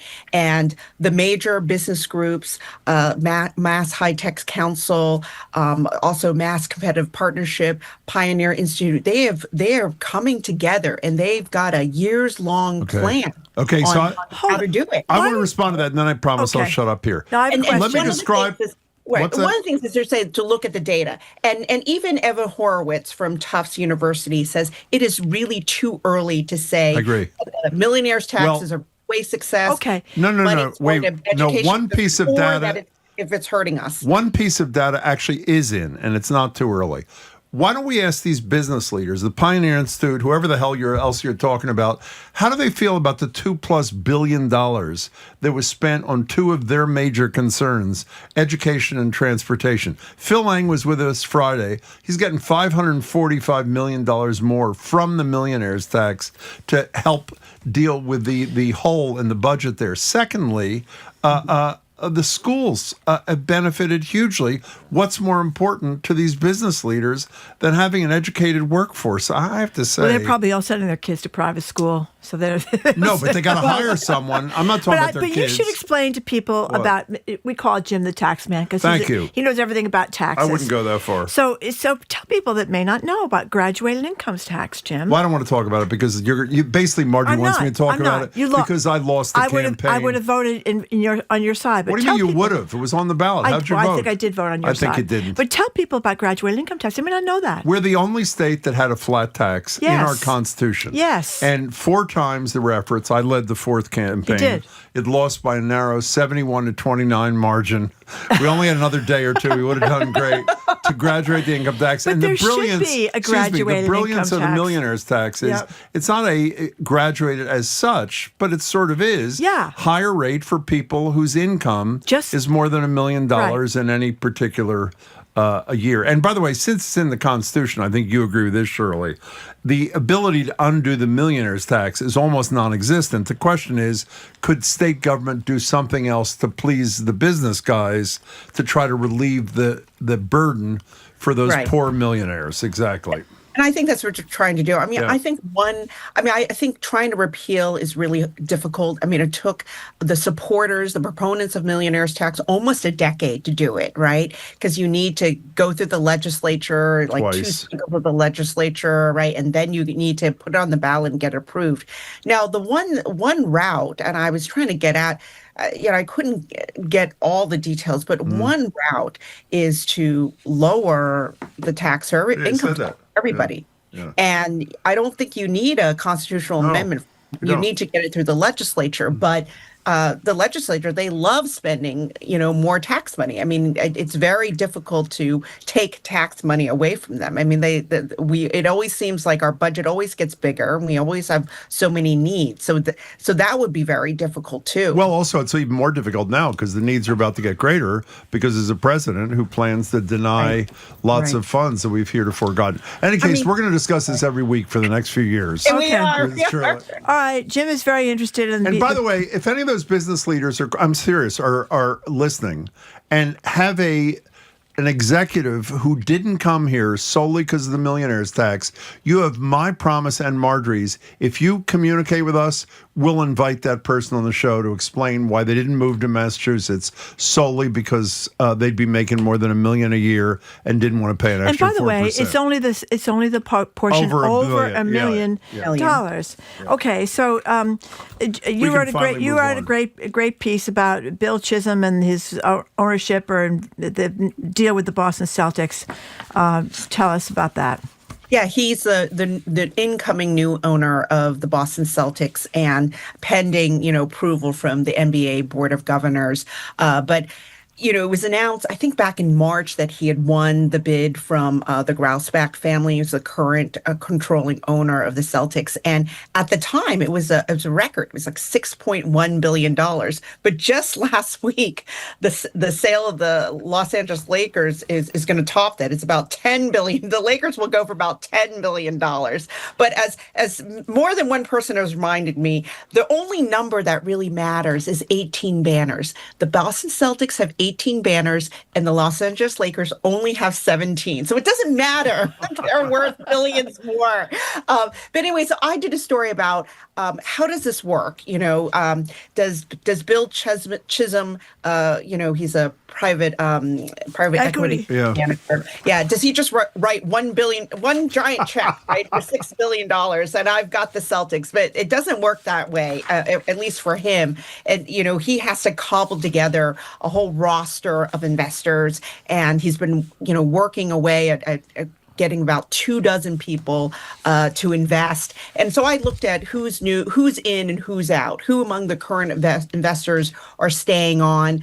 And he does have quite a few. I assume many of the current investors will remain. Rob Hale is one of them. He's a current owner. He's going to stay on with the new group. And there's Granite Telecommunications. He does the huge, great shaving thing that I used to go to with Charlie Baker, where he raised zillions of dollars for cancer research. There's some Bain folks there. Paul Edgerly is going to stay on, but there's some new people too. And a big Indian steel magnate is coming in, and then also Sixth Street, which is a private equity firm. They're taking a stake. So I think it'll be a mix of new and old, but definitely this group is less local. A lot of national. Why does it matter to the average Celtics fan who owns the team? Well, I think people really love Wick Grousbeck and some of the current owners like Steve Paliuka. Yeah.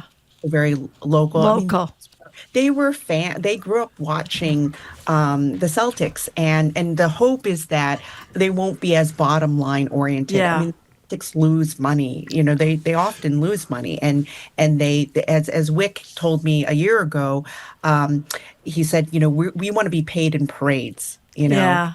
People love that. I love that, paid in parades. Now, Shirley, there's a rumor. We don't know what the new owner. Will be. Will the new owner continue that? The rumor I've heard, you could confirm or say this is not true, is because of the millionaire's tax, Chisholm is thinking of moving these Celtics to Hancock, New Hampshire. Is there any truth? Is there? I've heard that, but no. Chisholm is. I mean, he is gonna move. I don't know. Well, he'll have a place to live in Boston. I don't know if he actually will move from. But actually, if he moves from California to Massachusetts, he'll probably pay fewer in taxes. That's right. Taxes are higher in California. Okay, so you wrote a piece a little while back, but we didn't get to touch on it, about the new Commonwealth Fund struggling now in this DEI backlash. Tell us what you said. And explain what it is for those who didn't know about it. Yeah.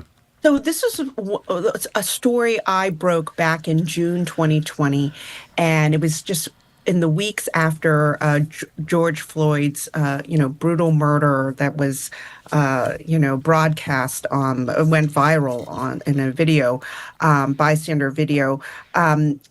It really left an impression on Black and brown leaders in Boston, business leaders in particular. And they started talking, reaching out to each other. Think about 2020, this was at the height of the pandemic, right? So the only way they can communicate is by phone and in Zoom. People weren't meeting in person. And they just got together, and they from all sorts of companies, from, Rapid7, Blue Cross, Eastern Bank, Bain, and they're all getting together thinking, what can we do? And they decided to create a fund. Raise millions of dollars with the goal of raising actually $100 million to support nonprofits in Massachusetts. They're doing the work of, fighting and reversing systemic racial inequities, and so systemic racism. And so I felt like I was at the birth of this nonprofit, right? And I wanted to find out what is it like? And I've been following them through the years as they disperse money, but what is it like right now, right? I mean, who would have thought 5 years later that you can't even say DEI without a backlash? And so, what is it like to be this nonprofit now? And for them, they're still very committed to their mission. But I thought it was very interesting. They call themselves the new Commonwealth Fund. They took out social equity out of their name. Still committed, but they didn't want. Actually, when I spoke to Makiba McGreary, she said she made the decision to take that out of their name, or just refer to themselves as New Commonwealth Fund, because right after the election of Donald Trump, she started to hear from counterparts around the country and the employees of those nonprofits with racial justice in the names of their nonprofits. They didn't feel safe. There was so much blowback. So she's like, it's not worth it. And but they're still very committed to the mission. But it's a hard time right now. A lot of nonprofits are struggling. They're going to be just fine, but they used to spend a lot of time raising money for corporations, but money from that source is drying up. So now they're going to individuals, because now corporations are uncertain about whether they want to support diversity, equity, inclusion. So why do you say they're going to be just fine if corporate support is lagging? What do you think that individuals can fill the holes that corporate donors are creating?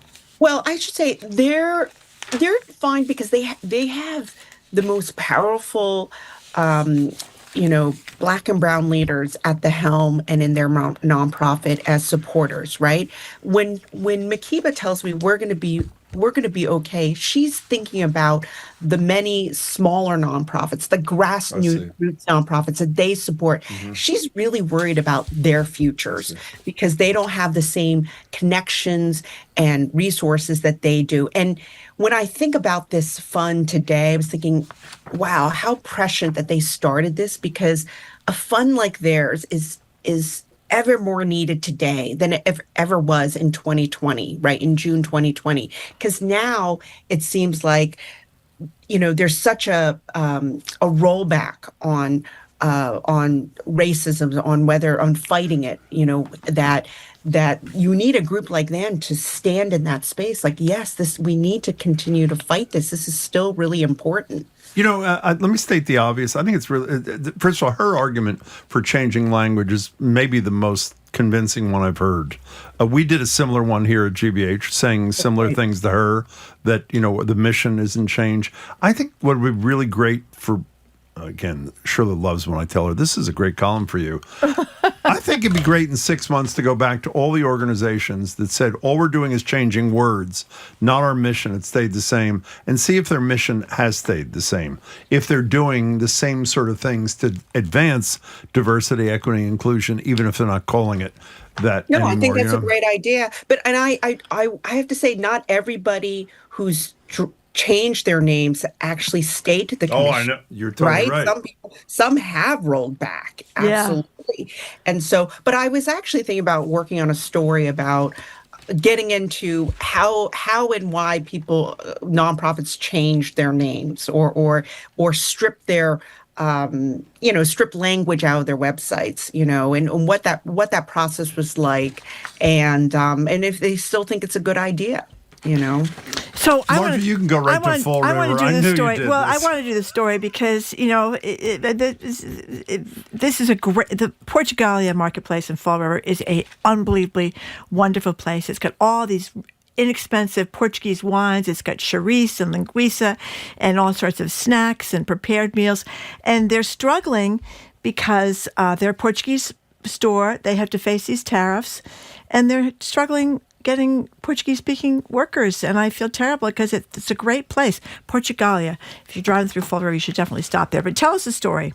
Yeah, so this is by my colleague Omar Mohammed, who's based in Rhode Island and covers Fall River and that whole South Coast area. And he's been all over the tariffs and the impact, and whether it's fishermen or and factories down there. As you know, there's so many. We don't think of it. There's a lot of manufacturing happening. A lot of great discount places down there, like fancy linens and stuff like that.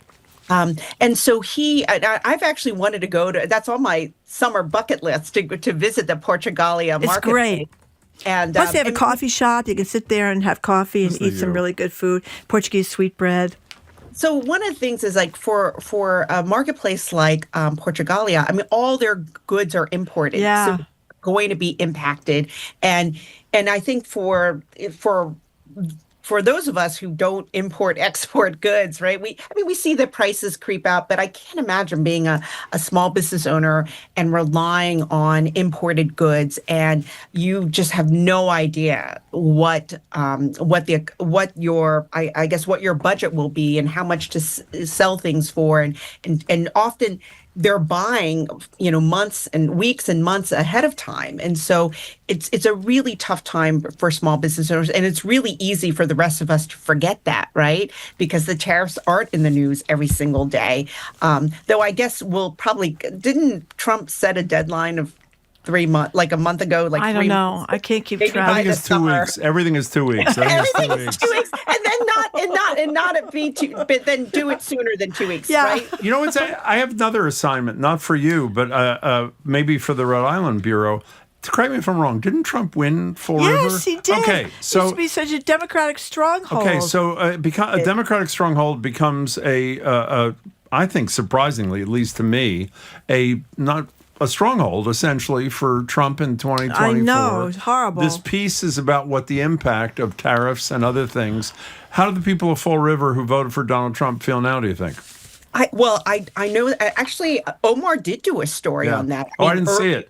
And what did he say? Probably I think they were okay with it, but this was back in this was a few months ago now. I mean, so much has happened. So, but back then, I think this is before all the ICE raids. Yes. Before the ICE raids, that they were okay with the tariffs. They were okay with his tariffs at the time. But now it's been months and no resolution. So, but maybe we should do another story to see how people feel. Okay. Well, before you go, I want to talk about this.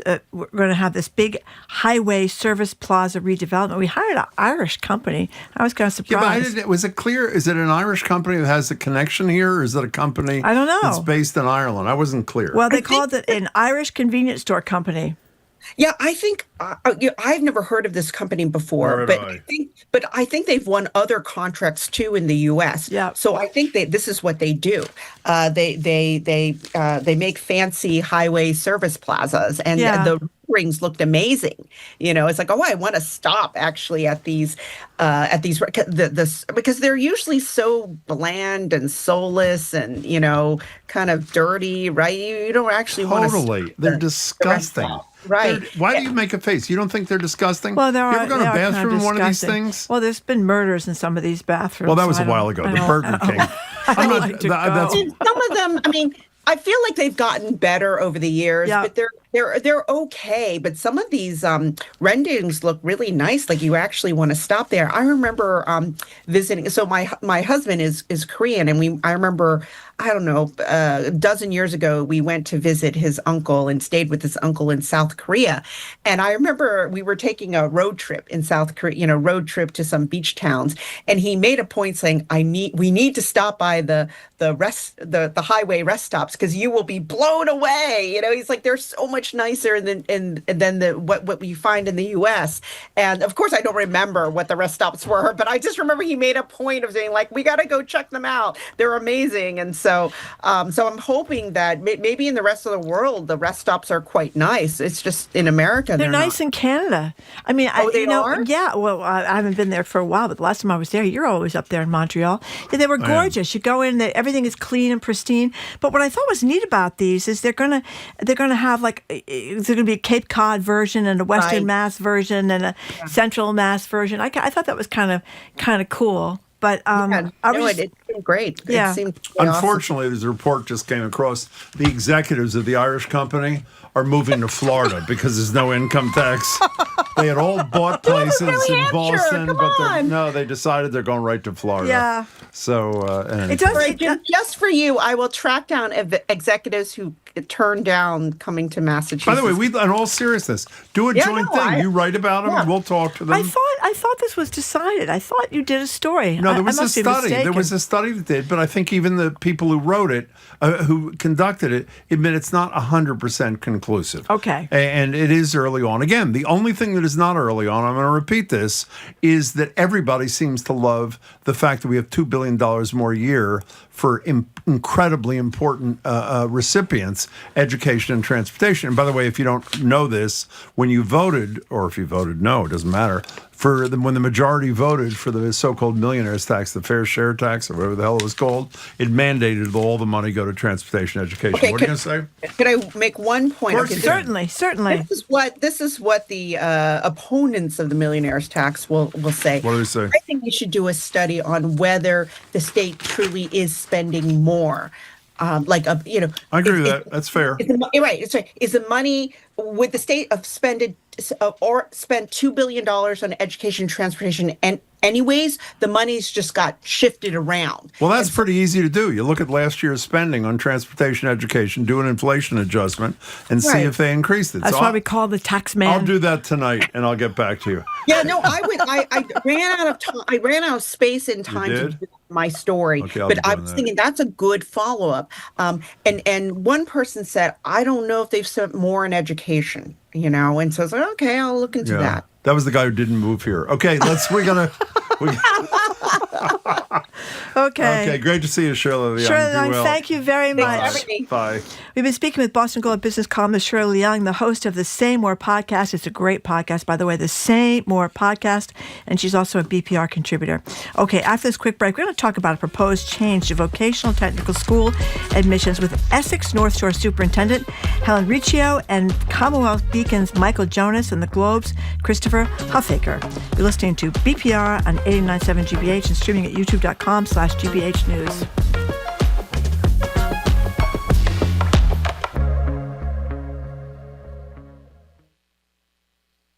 This spring, a huge algal bloom off the coast of California produced a toxin that would end up sickening thousands of marine mammals. Most of our facilities have done what they would do in a year in the first 3 months of this year. I'm Elsa Chang. How scientists are helping some of these animals heal while preparing for another outbreak. On All Things Considered from NPR News. Today at 4, here on GBH News 89.7. Our programs are made possible thanks to you. And Furniture Consignment Gallery, offering luxury pre-owned home furnishings in their locations in Burlington, Natick, Hanover, and Plymouth during their summer kickoff event. Details online at FurnitureConsignment.com. And Supermicro and NVIDIA, accelerating AI with a wide range of AI servers and the NVIDIA AI Enterprise software platform. Supermicro is committed to driving AI infrastructure breakthroughs with rack-scale innovations.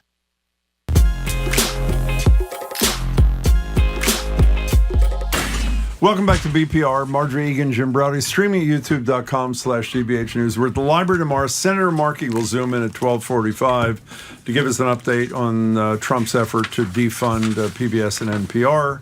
That vote has to be taken by July 18th. Wednesday, Governor Healy will join us for an hour at the library from 11 to 12. Take your questions and ours. Massachusetts vocational technical schools are hot commodities, by some measures recognized nationally as the gold standard schools of their types. And yet there aren't enough seats for everybody who wants to attend. Of the 20,000 or so 8th graders who applied 2 years ago, something like only 40% were turned down.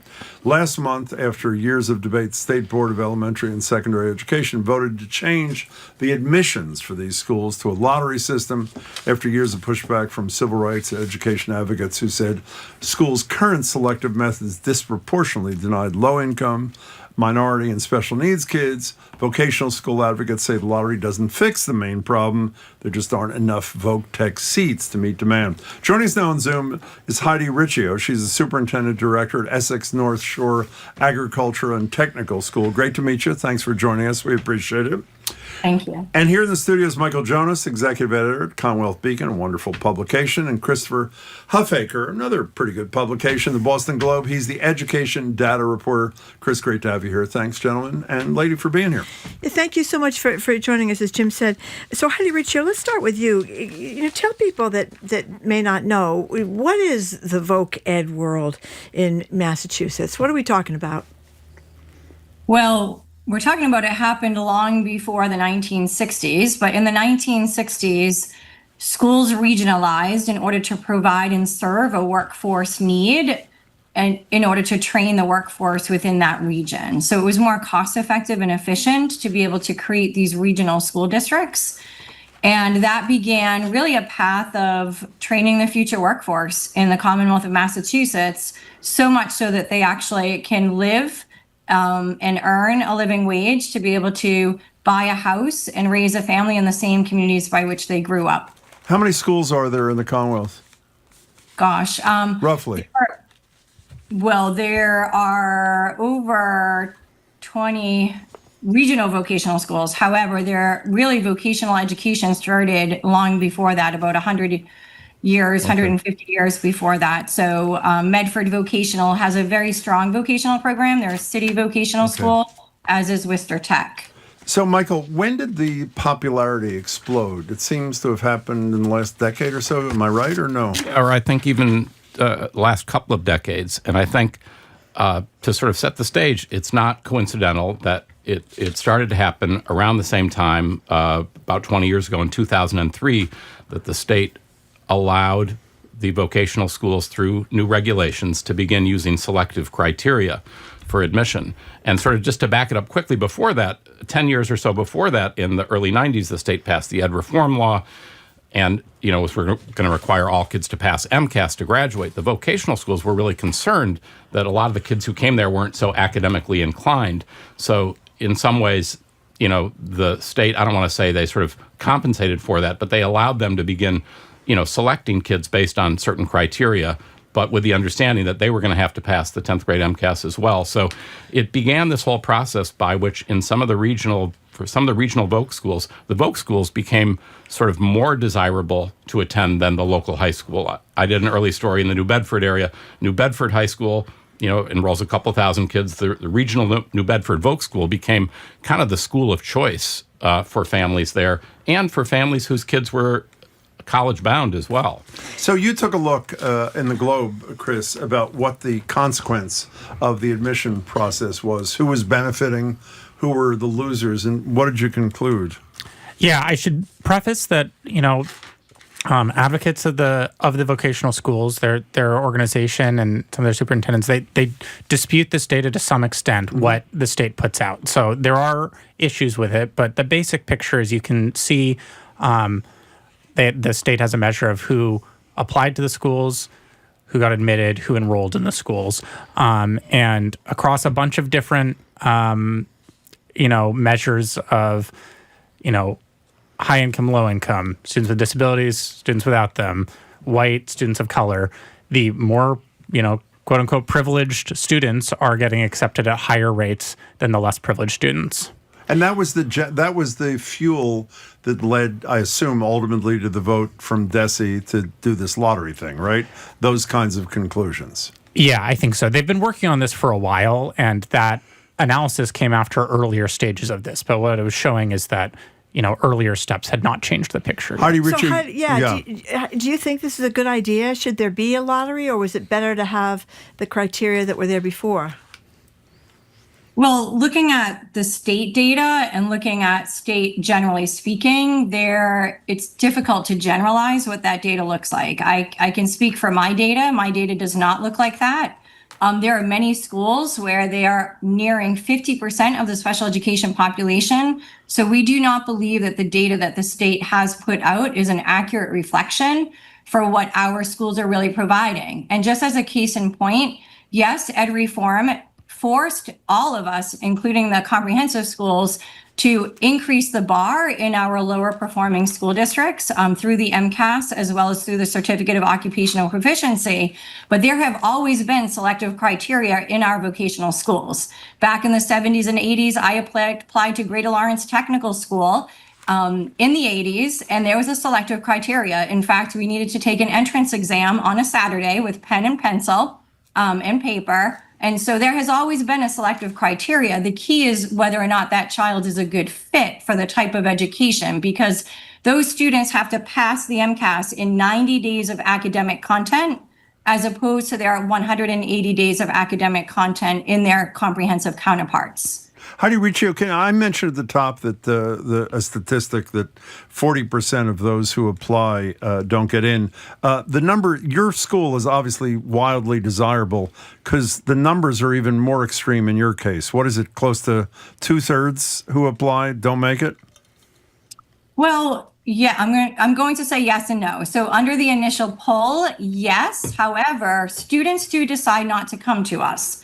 So we typically have a 2/3 acceptance rate. By the time October 1 comes, we continue to pull students off the wait list. So on the surface, there are over 1,600 kids that apply to come to our school every year, 1,600 eighth graders.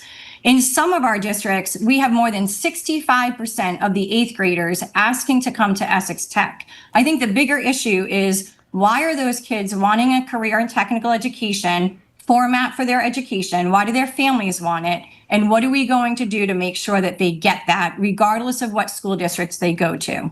Well, this seems to be the big question, Michael, is that this reminds me of the charter school issue. You have all these waiting lists of thousands of kids to get into charter schools, but we can't have any more charter schools because we voted 2-1 not to expand them, which I thought was a tragedy. And now we have all these kids that want to go to voc ed schools, and there's not enough spaces for them either. So I think the question is, what's wrong? You mentioned New Bedford High School. What's wrong with New Bedford High School? Well, I don't think there's anything wrong with New Bedford High School, but I think when you allow schools to select their students, it begins, you set in motion a pattern whereby, kids with higher academic performance are going to go there. Parents of kids who think they're sort of performing better are going to be more inclined. And it just creates a dynamic whereby the folks in New Bedford, the irony is that there was a time when voc schools, and I hope the superintendent will forgive me for saying this, but this was widely the way they were termed. They were often termed as the dumping ground for kids who couldn't hack it in a traditional high school, which is really a college preparatory school. And that, in a sense, in New Bedford and other places, got turned on its head.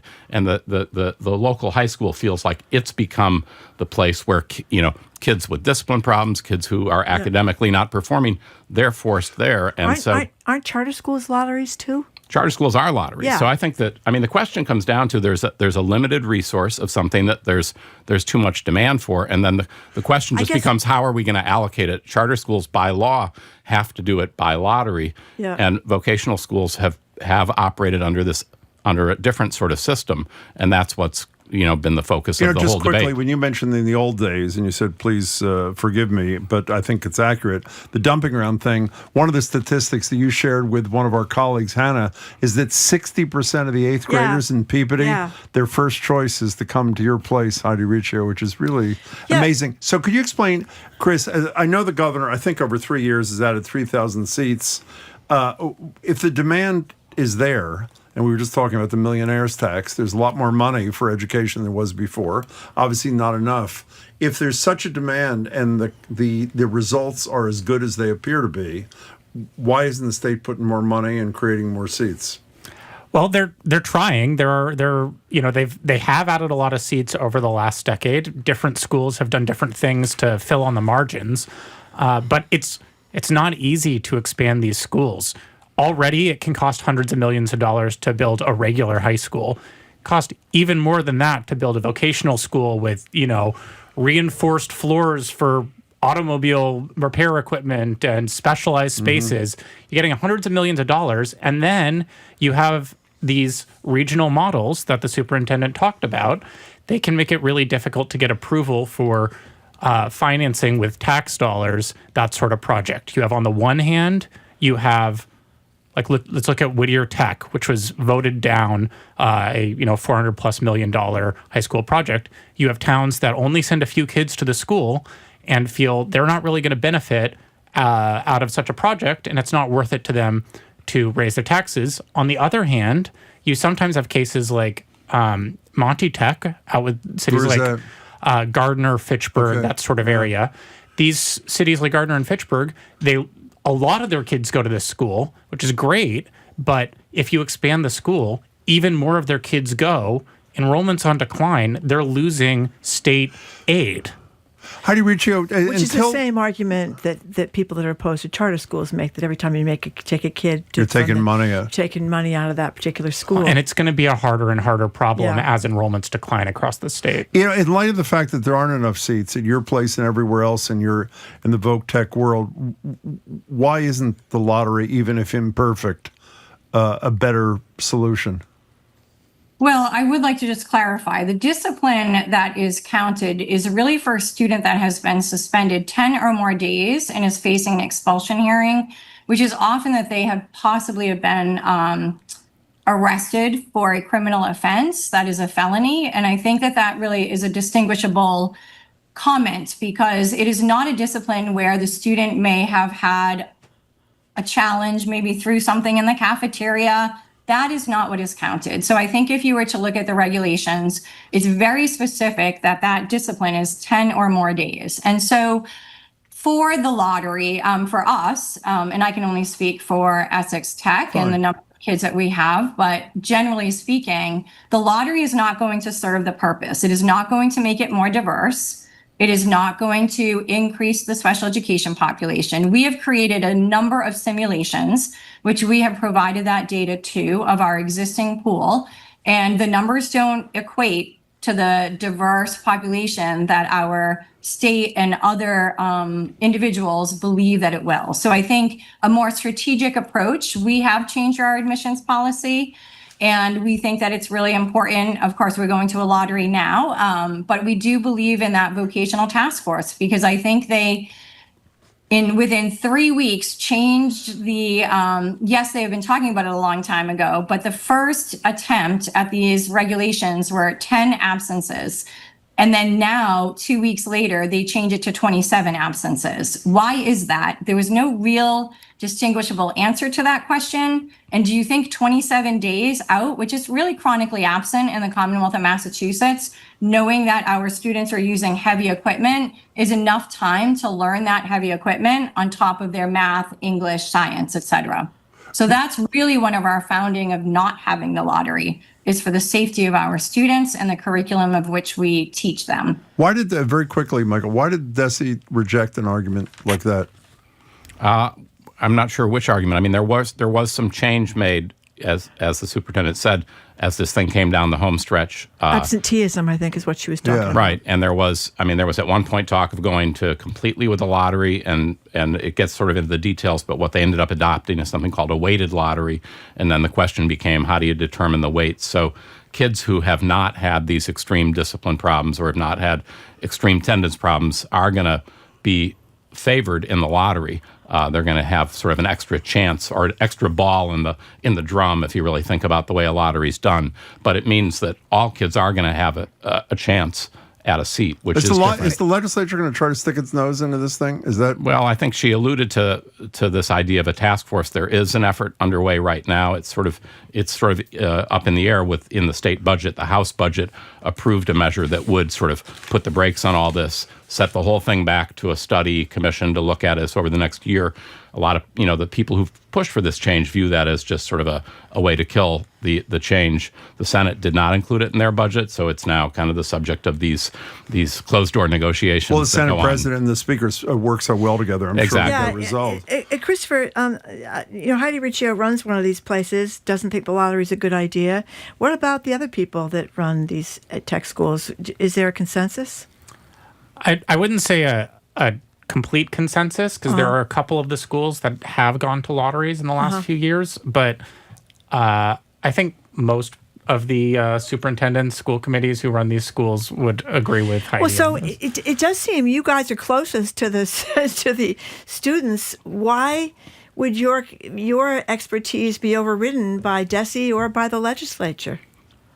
It's unfortunate. I think the data, we have always believed that we should come to the table and have discussions that are lively and honest and looking at what is in the best interest of the students by which we serve. And I know you mentioned Peabody, but I would like to state that Peabody also has their own set of Chapter 74 vocational programming. They have over 5 programs, and when they build their new school, they're going to have some great career and technical programs. And so that is access. However, those kids that are taking advantage of the Chapter 74 vocational program in Peabody, Salem, and Gloucester, if they apply to Essex Tech and are waitlisted, they sit on our wait list. They are not removed by them going to another vocational school. And I think the data is flawed in that respect. And that's really where the task force comes in, is that we really need to look at the data and look at all of the school districts that have Chapter 74 programming and those kids that are taking advantage of them. We have 400 agricultural students that reside in 41 different communities. Any kid that is on that wait list for those agricultural programs also have access in schools like Greater Lawrence, Shawsheen, Worcester Tech, Blackstone Valley, Northeast Tech. They have all of access, but they still sit on our waitlist data. So the waitlist, even in of itself, Jim, which you had mentioned earlier, is even flawed because they're not pulling those kids off of that wait list when they are taking advantage of their home vocational school. Heidi Riccio, we only have 30 seconds left. Could you quickly tell people what your relationship is with Essex Tech's masonry teacher, David Collins? Could you tell us that quickly, please? I donated a kidney to one of my colleagues. I was happy to do so. And if anybody is in search of a kidney or thinks that they can do it, because they wouldn't take your kidney if they couldn't do it. And I strongly recommend it. I was able to run a half a marathon 8 weeks after the fact. So you can do it. Please donate if you can. You deserve a lot of praise. That is really huge and terrific. Congratulations. Thank you. It's great to meet you. Thanks so much for being with us. We appreciate it. Thank you. Thank you so much for having us. Thank you. Take care. We've been speaking with Heidi Riccio. She's the superintendent director at Essex North Shore, Agricultural and Technical School.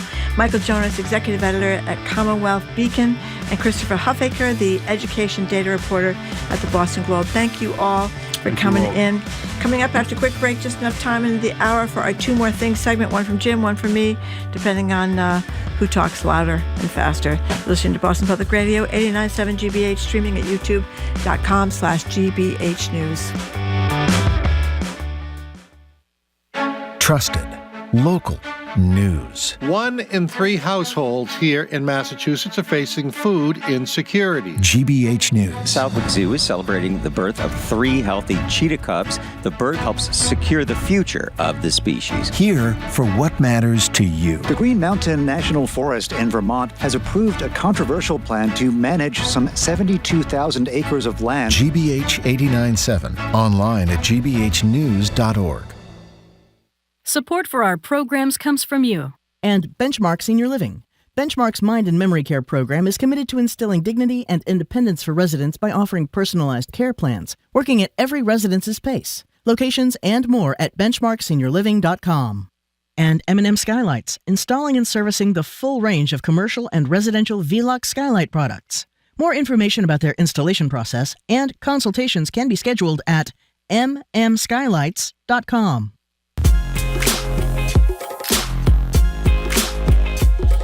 Welcome back to BPR. Jim Browdy and Marjorie Egan, streaming at youtube.com/GBH News. Time for two more things where we cram in two more topics for the 1 o'clock news. Marjorie, take it away. Okay, there was a piece in the Globe by Angela Matthew, talked about a 14-year-old girl, Miranda Harrison, a survivor of kidney cancer, gone through chemotherapy, 14 years old. She's too weak to get a vaccination, and that's because of her treatment.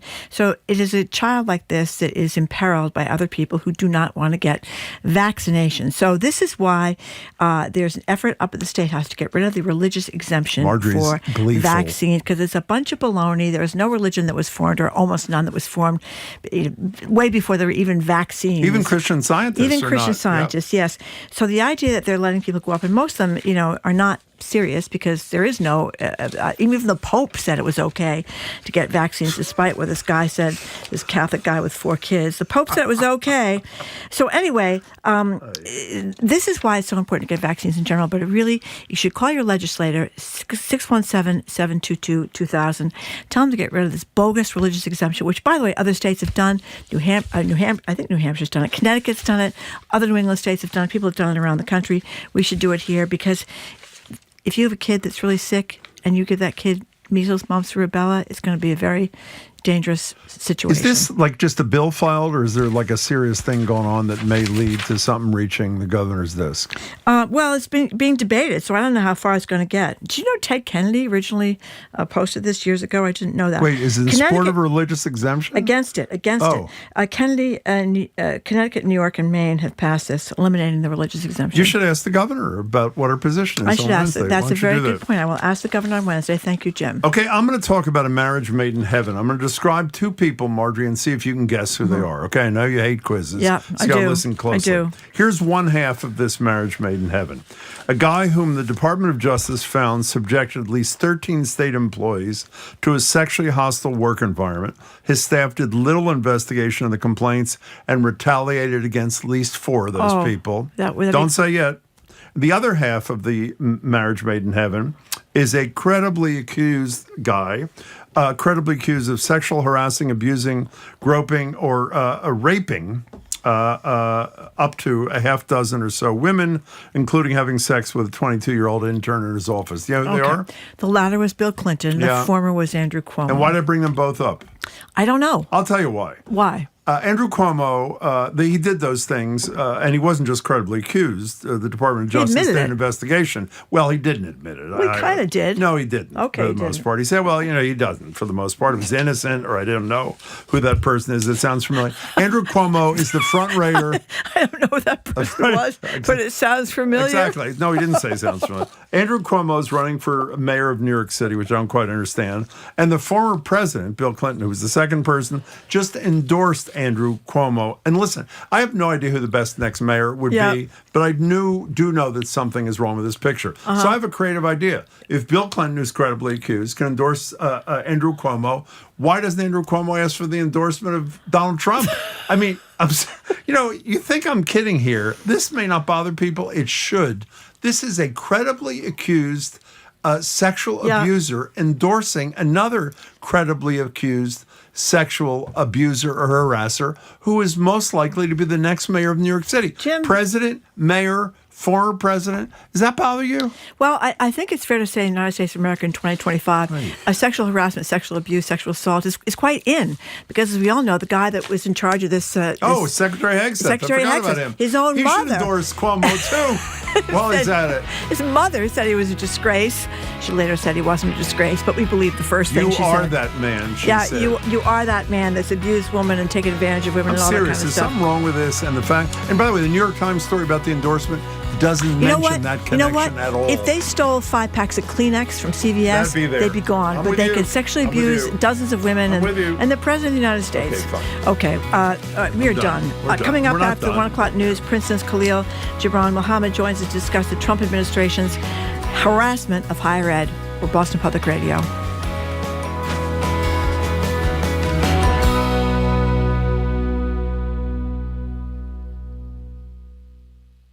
One individual can make a difference. A group of individuals can make a big difference. GBH is founded on listener support, and it's not about how much you give. It's about how many people get involved. Be the next to make a difference at gbhnews.org. Support for GBH comes from you and Brighton Farmers Market, Wednesday afternoons from 2 to 6:30 on Brighton Common in June through October, featuring a variety of local foods, farm fresh produce, children's activities, and live music. And Bridgewater State University, helping create jobs for Massachusetts. BSU's skilled graduates are recruited by today's industry leaders, elevating business in Boston and beyond. bridgew.edu/elevate. You're listening to 97 WGBH HD1 Boston. Online at gbhnews.org. GBH News. What matters to you? I'm Jim Browdy, head on Hour 3 at BPR. We'll start the 1 o'clock hour with Princeton's Khalil Gibran Muhammad on the Trump administration's latest efforts to strangle higher education and what the president's so-called, according to him, quote, mind-bogglingly historic deal with Harvard University could actually entail. I'm Marjorie Egan. Then it's official. Jen, summer is here. And if you are a working parent, what are you supposed to do with the rugrats during these hot and muggy school-free months? Take them to the pool, send them away to weeks of summer camp, which could be really expensive, plan out every minute of their summers, or just let them run feral through the streets. Planned activities be damned. Weigh in next on the third hour of Boston Public Radio, 89.7 GBH.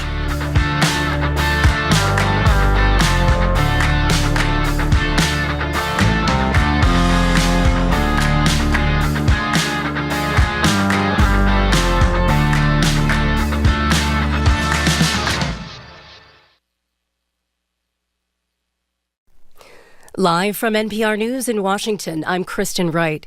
President Trump is scheduled to meet with his national security team at this hour. The White House is defending U.S. strikes on 3 nuclear sites in Iran Saturday. And now there are reports of explosions over the skies of Qatar. After the airspace there was closed, this comes amid fears over Iran's response to the U.S. strikes. Satellite imagery shows the aftermath. NPR's Jeff Brumfield reports it's unclear how much the bombings set back Iran's nuclear program.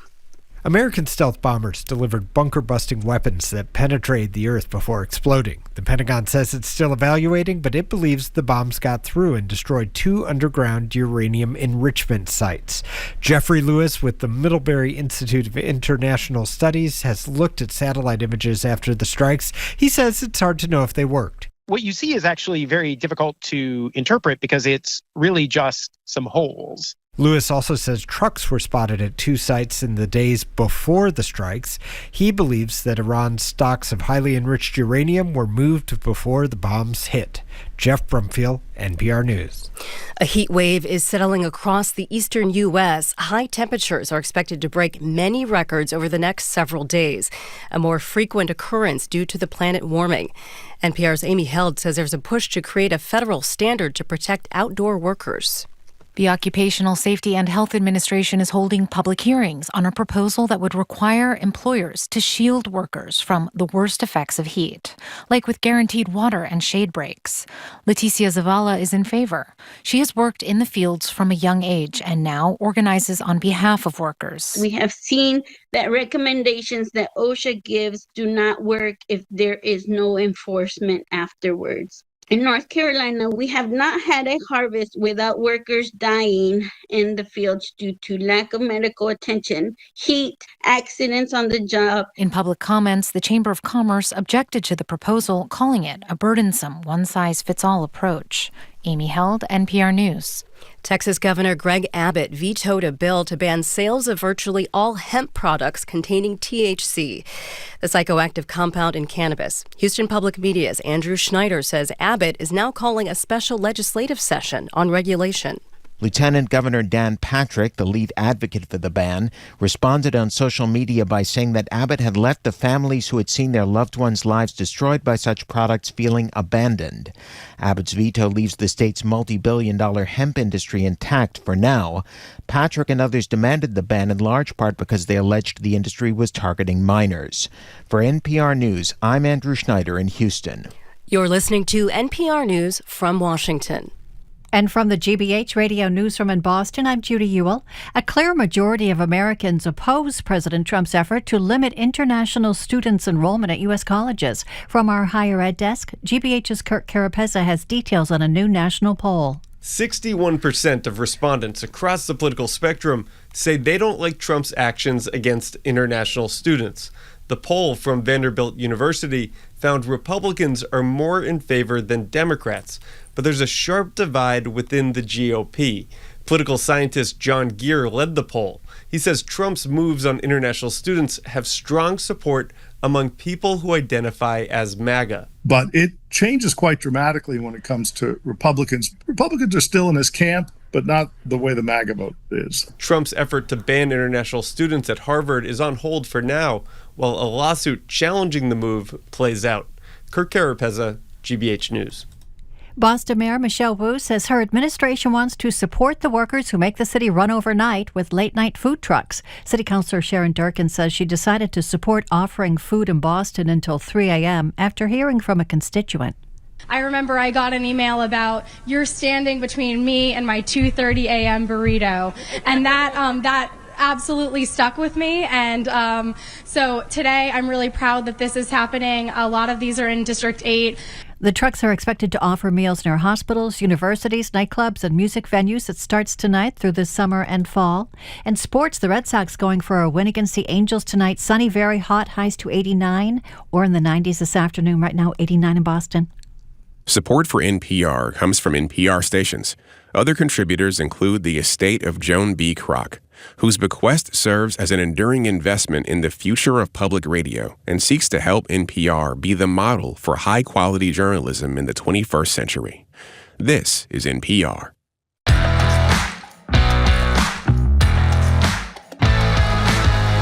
Houston Brady, I am Marjorie Egan. Welcome to hour number 3 of Boston Public Radio, 89.7 GBH. We're going to be at the library.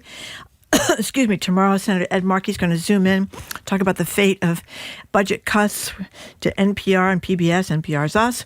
And, well, PBS is us too, I guess. It's all GBH, sure right? Sure as hell is. And Wednesday, we're going to be back at the library, and we're going to be joined by the governor of the Commonwealth, Maura Healey. She'll be there from 11 to 12, taking our questions and yours. Hello again, Jim. I just want to add hi, Marjorie. I want to add one thing to our discussion. We talked to Seth Moulton, the congressman, Marine, 4 tours of duty in Iraq, about this whole thing in Iran to start the day, and then we talked to you. CNN is reporting Israeli sources, Iran has directed missiles at 2 U.S. military bases in Qatar and Iraq. And we failed in one area earlier in the discussion. We talked about retaliation with Congressman Moulton and the danger of that. What we didn't talk about is when there is retaliation, if American lives are lost, that's going to cause Donald Trump or one of the unqualified people who's advising him to decide we have to retaliate to that, which, again, we should have gotten into, and my apologies we did not. I'm sure we will in the days ahead. We're joined now on Zoom by Khalil Gibran Muhammad, professor of African American Studies and Public Affairs at Princeton, visiting professor at Harvard's Kennedy School. He joins us monthly. Good to see you, as always. Hi, Jim. Hi, Marjorie. Hey, great to talk to you again. So speaking of President Trump, he said that some deal has been struck with Harvard, which is going to be, quote, mind-bogglingly historic and very good for our country, unquote. We don't know what the deal is, but do you have any inside dope on what the deal is? I have no inside dope, but you know that Harvard famously does not say much to the public until they're ready. My guess is that the university will formalize some of what it's been working on, which is to say to be even more clear about how it's going to protect Jewish students and to ensure that anti-Semitism has no place at Harvard.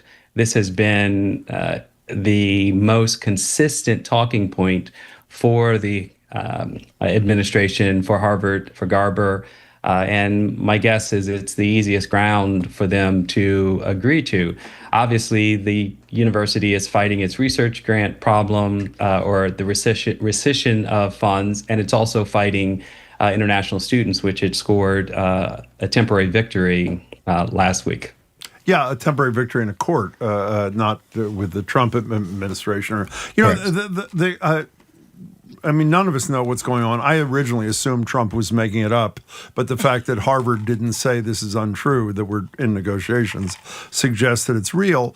But in a minute, we're going to talk to you about an interesting piece in the New York Times that was saying, at the end of the day, who's going to be seen as more successful in their dealings with the Trump administration, Columbia or Harvard? We'll get to that in a second. But Columbia, which decided to, we won't use the word capitulate, cooperate, for lack of a better expression. We'll use the word capitulate in a minute. Still hasn't gotten their $400 million.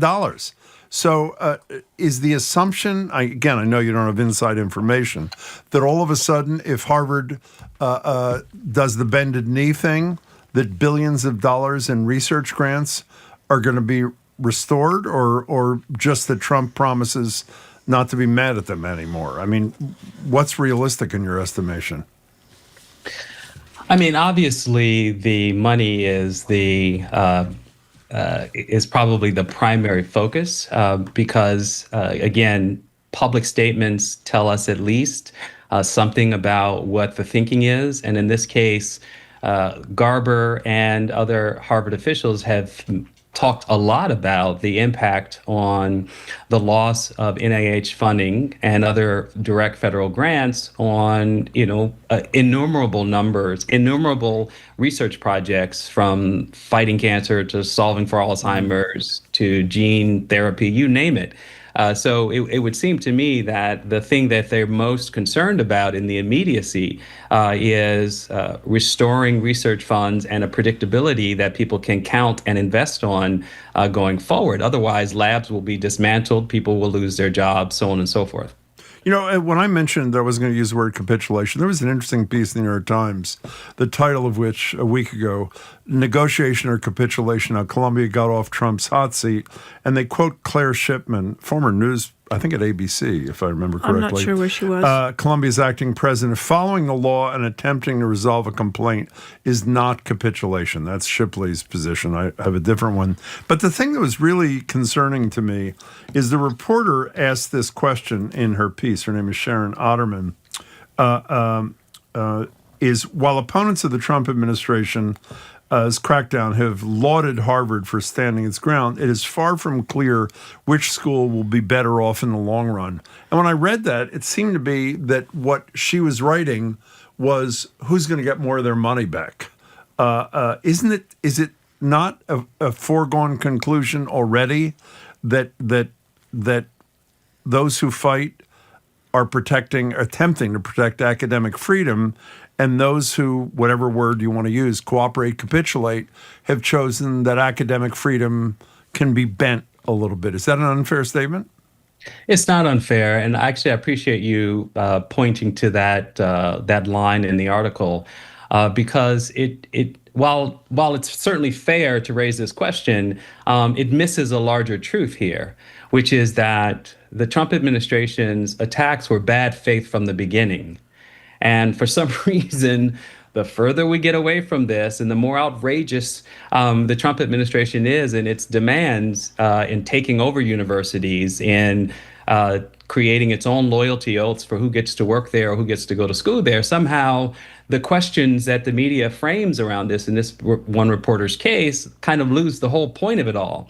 So we don't know whether Columbia will do better in its capitulation strategy, to use your term, Jim, I agree with, or Harvard fighting back. What we do know is that both universities, with their wealth, prestige, and power, have ceded a tremendous amount of autonomy in fighting for their right as institutions to determine who gets to work there, what do they teach, and what are the rules that abide for their community when those people break them.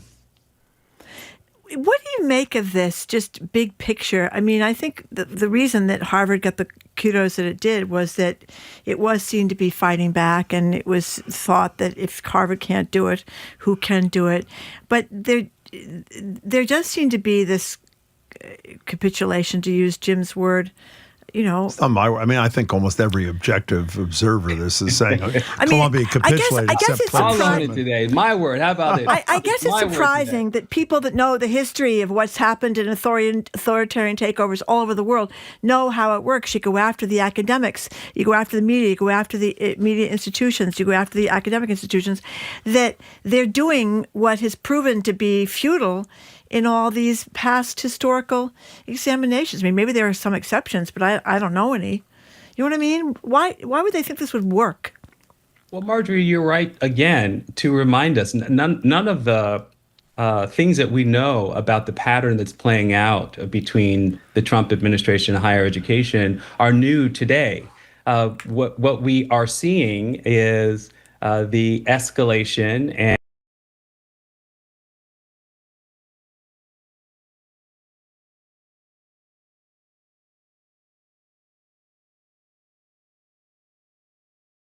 about Gibran in Hungary as an idealized leader, as a strong man. And that country can no longer claim to have liberal institutions of higher learning. So here we are, again, somehow in the zeitgeist of America political discourse, the kind of overtone of American exceptionalism somehow shields us from looking at this pattern and recognizing that whether Harvard files a lawsuit but then hires Trump lobbyists to do kind of back channel negotiations that the president is now celebrating, to me augurs a very dangerous precedent. And I'm very concerned about what Trump thinks is a happy outcome to this fascist attack on higher education. I think also, in fairness, we should say, I know this is a debatable proposition, is that Alan Garber was not exactly, leading the fight until all of a sudden the faculty voted overwhelmingly or signed that letter, and then Trump made it almost impossible not to fight. So I'm glad he is, whatever that means. But it was not like a day one kind of thing. You mentioned in passing a minute ago this federal court that at least temporarily stayed the Trump administration's attempt to prevent international students from coming here. And I bet you I've asked you this question, and if not, I've asked anybody I could this question in the academic world. If you're an international kid, even with this stay in Trump's thing, why would you come to the United States? Forget just Harvard. Donald Trump's not going anywhere. Trump doesn't want international students here. He's going to fight. Even if you get admitted, you can't say anything because you get snatched off the street and spend, what did Mahmoud Khalil, before he got out, spend 100 and some days in prison. Tell me why I'm sure you teach him. Why would an international student say, despite all that, the United States is where I want to be? Well, Jim, you did ask me this question. And as I said, probably a couple of months ago, you said, what advice would you give a student? I did. And I said, don't come. I said, defer admission until we either have stronger legal protections that you'll be safe coming and going, or pick another university. And I think that advice still remains true.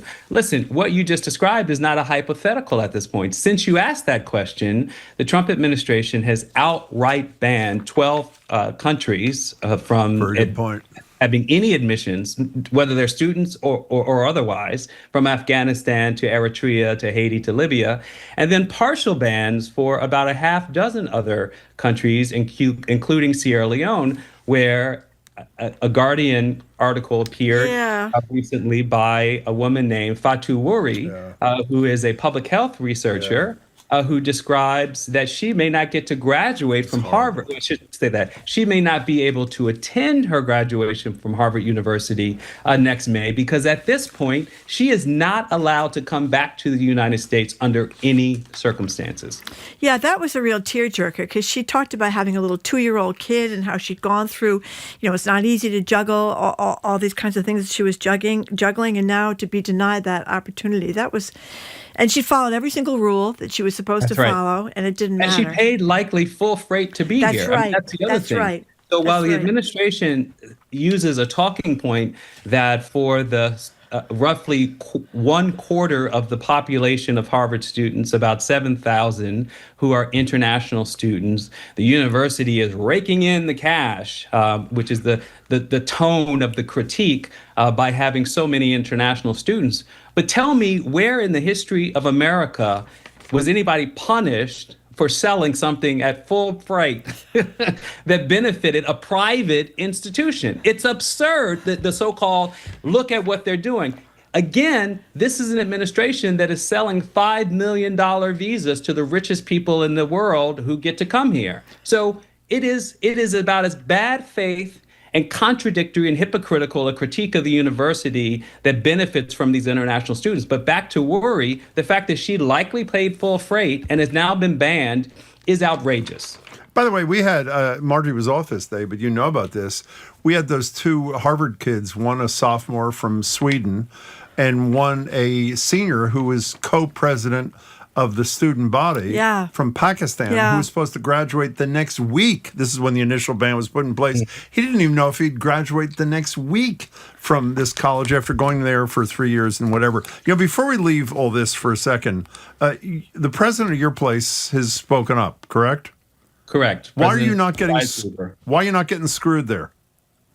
Well, it's actually an interesting question. I mean, one, I think this is at Princeton, by the way. If I wasn't clear, that's right, Princeton University. I think so. This is total speculation, but I would say if we measure apples to apples, the weaponization of the claims of anti-Semitism that are so terrifying at Harvard University or at Columbia that all of these extraordinary measures must be taken by the Trump administration to protect them don't apply at Princeton when the president, the leading rabbi of the university, and Jewish students self-report in polling evidence that they are not facing a dangerous rise of anti-Semitism that makes the university unsafe and uninhabitable.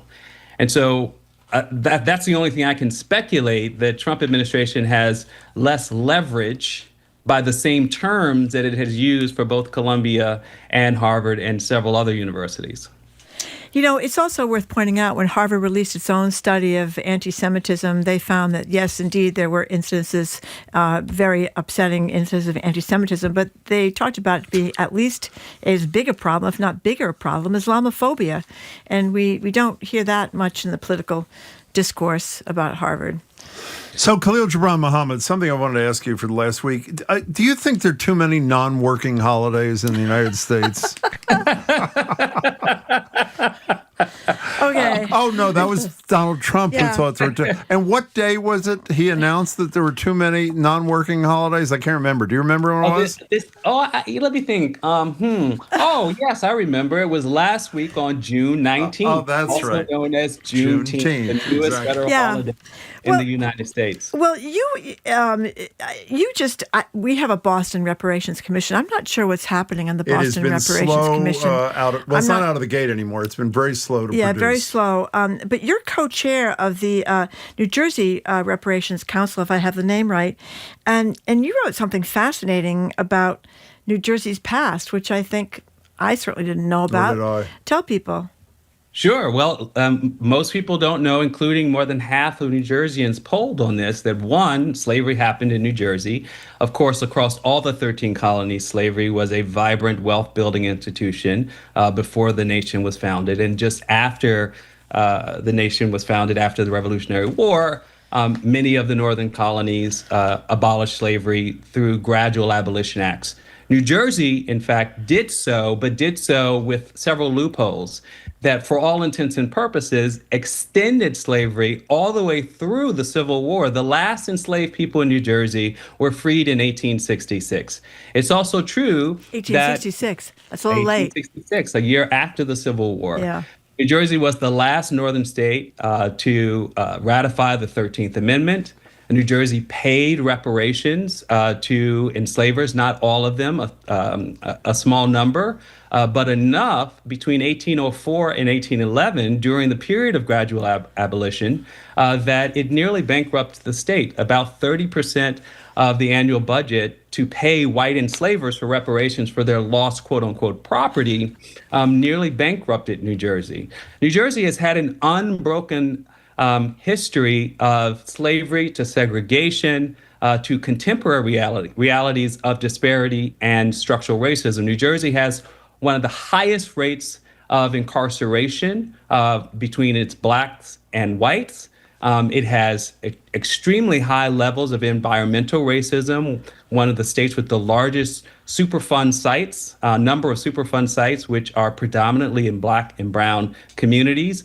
And as is consistent with many other places, the maternal disparity between black women and white women dying at childbirth is 7 times greater in the state of New Jersey. Wow. So, I didn't have time to check into this. How did this Reparations Council come into existence? Because as we mentioned, Boston created but slow to act, I guess, or at least come to closure. And I don't think anything comparable is happening in Massachusetts. How did this happen? So very quickly, the state legislature proposed bills going back to about 2003. And for basically 20 plus years, the state legislature would not advance a so-called reparations study bill. That is, just to simply study it. Not dissimilar from the national bill H.R. 40 that Congressman John Conyers, the late congressman, was known for. That bill ultimately remains a non-starter in the current legislature, and a nonprofit called the New Jersey Social Institute for Social Justice decided to take on the work. Wow. Convened about 50 experts. I co-chaired it, and we took 2 years to write the report. Can we go back to Juneteenth for a second? I assume most people know that when Trump was president the first time, he recognized Juneteenth. In fact, I don't remember the exact quote, but it was something like, "I made Juneteenth much more famous than it ever was before," or some such. I mean, it is just incredible to even repeat these things. I am unclear as to why he hasn't proposed the abolition of the holiday. I understand ignoring it fits the new mode of operation here. Why isn't Trump outright proposing getting rid of it? Well, I think that Trump has to straddle a line between the most explicit forms of anti-Black racism that is direct and on the nose, and more subtle forms that we're talking about right now. And the reason being is Trump has always courted and celebrated high-profile Black support, be it in the form of a Kanye West or a Herschel Walker, or be it in the form of a Diamond and Storm, or be it in the form of any number of lesser-known Black people standing on the dais with him at a rally. Trump wants a certain number of Black people to believe in him and to support him. And there are some lines that I think Trump is not willing to cross. Are there others? You mean in other communities? What do you mean? No, are there other lines that because I can't think of one that he hasn't crossed when it comes to people of color, particularly. No, I'm serious. I didn't mean that humorously, other than not saying, let's dump this non-working holiday, Juneteenth. What else? Where else has he shown restraint? Well, I think he's strong. He's shown restraint. Gosh, Jim, good question. You have a month to figure out the answer. I think the low-hanging fruit is he has not seemed to cross the billionaire class. How about that? Yeah. He's certainly gone after wealthy, affluent Democratic elites and the George Clooney types. But he is not a class warrior in the sense that he has taken on billionaires as somehow being responsible for anything in this country that he thinks is bad. It's funny, when we were up in New Hampshire for the primaries and we were at a couple of rallies, outside the rallies, interviewing people in line, there were almost no African Americans, and the line was very long, so presumably the people that are in the front get the better seats. It was an amazing thing. Like I found, sought out the two Black guys to talk to way back in the line. Somehow these guys and a bunch of good-looking blondes that were like like 20 years old. They all managed, even though they were at the back of the line, to get the premier seats. And I wondered, right behind them. Yeah, I thought that's really amazing. I wonder how they did that. Yeah, well, look, Trump is a genius marketer. Yeah. I mean, it's hard to put one of those words together with any description of him. But make no mistake about it, the reality TV president that we currently have has cultivated over the course of a long life the ability to show people things that are not necessarily real. It's good to see you. Thank you very much. Talk to you soon. Thank you very much. Thank you. We've been speaking with Khalil Gibran Mohammed. He is a professor of African American Studies and Public Affairs at Princeton University and a visiting professor at Harvard's Kennedy School. Okay, coming up after this quick break, summer heat is, needless to say, in full swing. It's very hot out today, if you haven't noticed. Thank you for We're going that. to open the lines to check in with you about your kids' summer plans. It costs an arm and a leg to go anywhere or do anything with your kids these days. You may have noticed that too. So do you ship your kids off to sleepaway camp if you can afford it? Do you aggressively schedule out their days, or do you do more of the go outside and play with the hose kind of thing if you're a parent? That's a good idea for today. Go out and play with the hose. We're going to talk to you about Who goes outside and plays with the hose, by the way? It might be kind of fun on a day like this, don't you think? It's kind of like when they used to undo the fire hydrants years ago. You want to play with the hose Remember after that? the show? Oh, really? I have 15 minutes. I think I'm a little old to play with the hose, fine. but I think if you're a kid, you're 8 years old, it might be fun. Anyway, what do you do with the kids when they're out of school and you're still working 9,000 hours a week? Listening to BPR on 89.7 GBH, streaming at youtube.com/GBH News.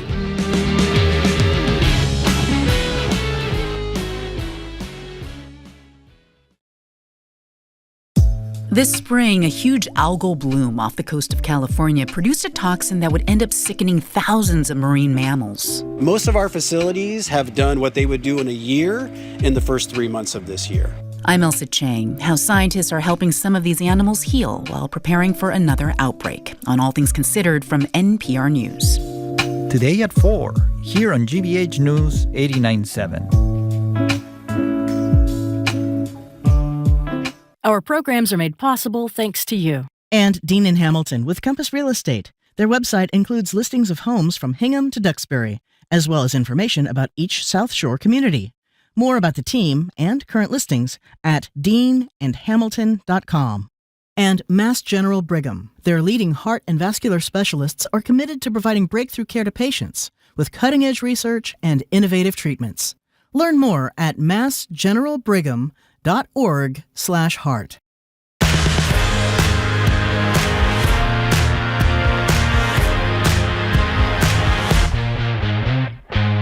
Welcome back to BPR. Marjorie Egan, Jim Browdy, streaming at youtube.com/GBH News. At the library tomorrow, Senator Markey zooms in at 12:45 to give us an update on what's going on with the attempt by the Trump administration to defund public broadcasting, NPR and PBS. And on Wednesday from 11 to 12, the governor joins us at the library from 11 to 12. Before we start this topic, can I say one thing to you, because I don't think you do this? Certainly. You love baked potatoes, right? Oh, my God, I yes. just heated up a half a baked potato. Really? You know what I put on it, which I'm sure you don't, which is unusual but spectacular? What? Salsa. Really? Thank you. Okay. Okay, let's leave it there. We're ending Not today's... butter, not butter or sour cream or little bacon, oil, bacon, little bacon. salt, and salsa. Okay. So we're ending today's show. Opening lines ask you, working parents out there, how are you handling your kids' summer schedules? We're inspired by a piece in Slate with the headline. This is a good headline. Quote, now I have to plan my kids' let me start that again, Jim. Now I have to plan my kids' perfect unplanned summer too. Dude, that was the worst read I've ever heard. Do you ship your kid off to summer camp so you can have some extended time to yourself, even though they're mostly unaffordable?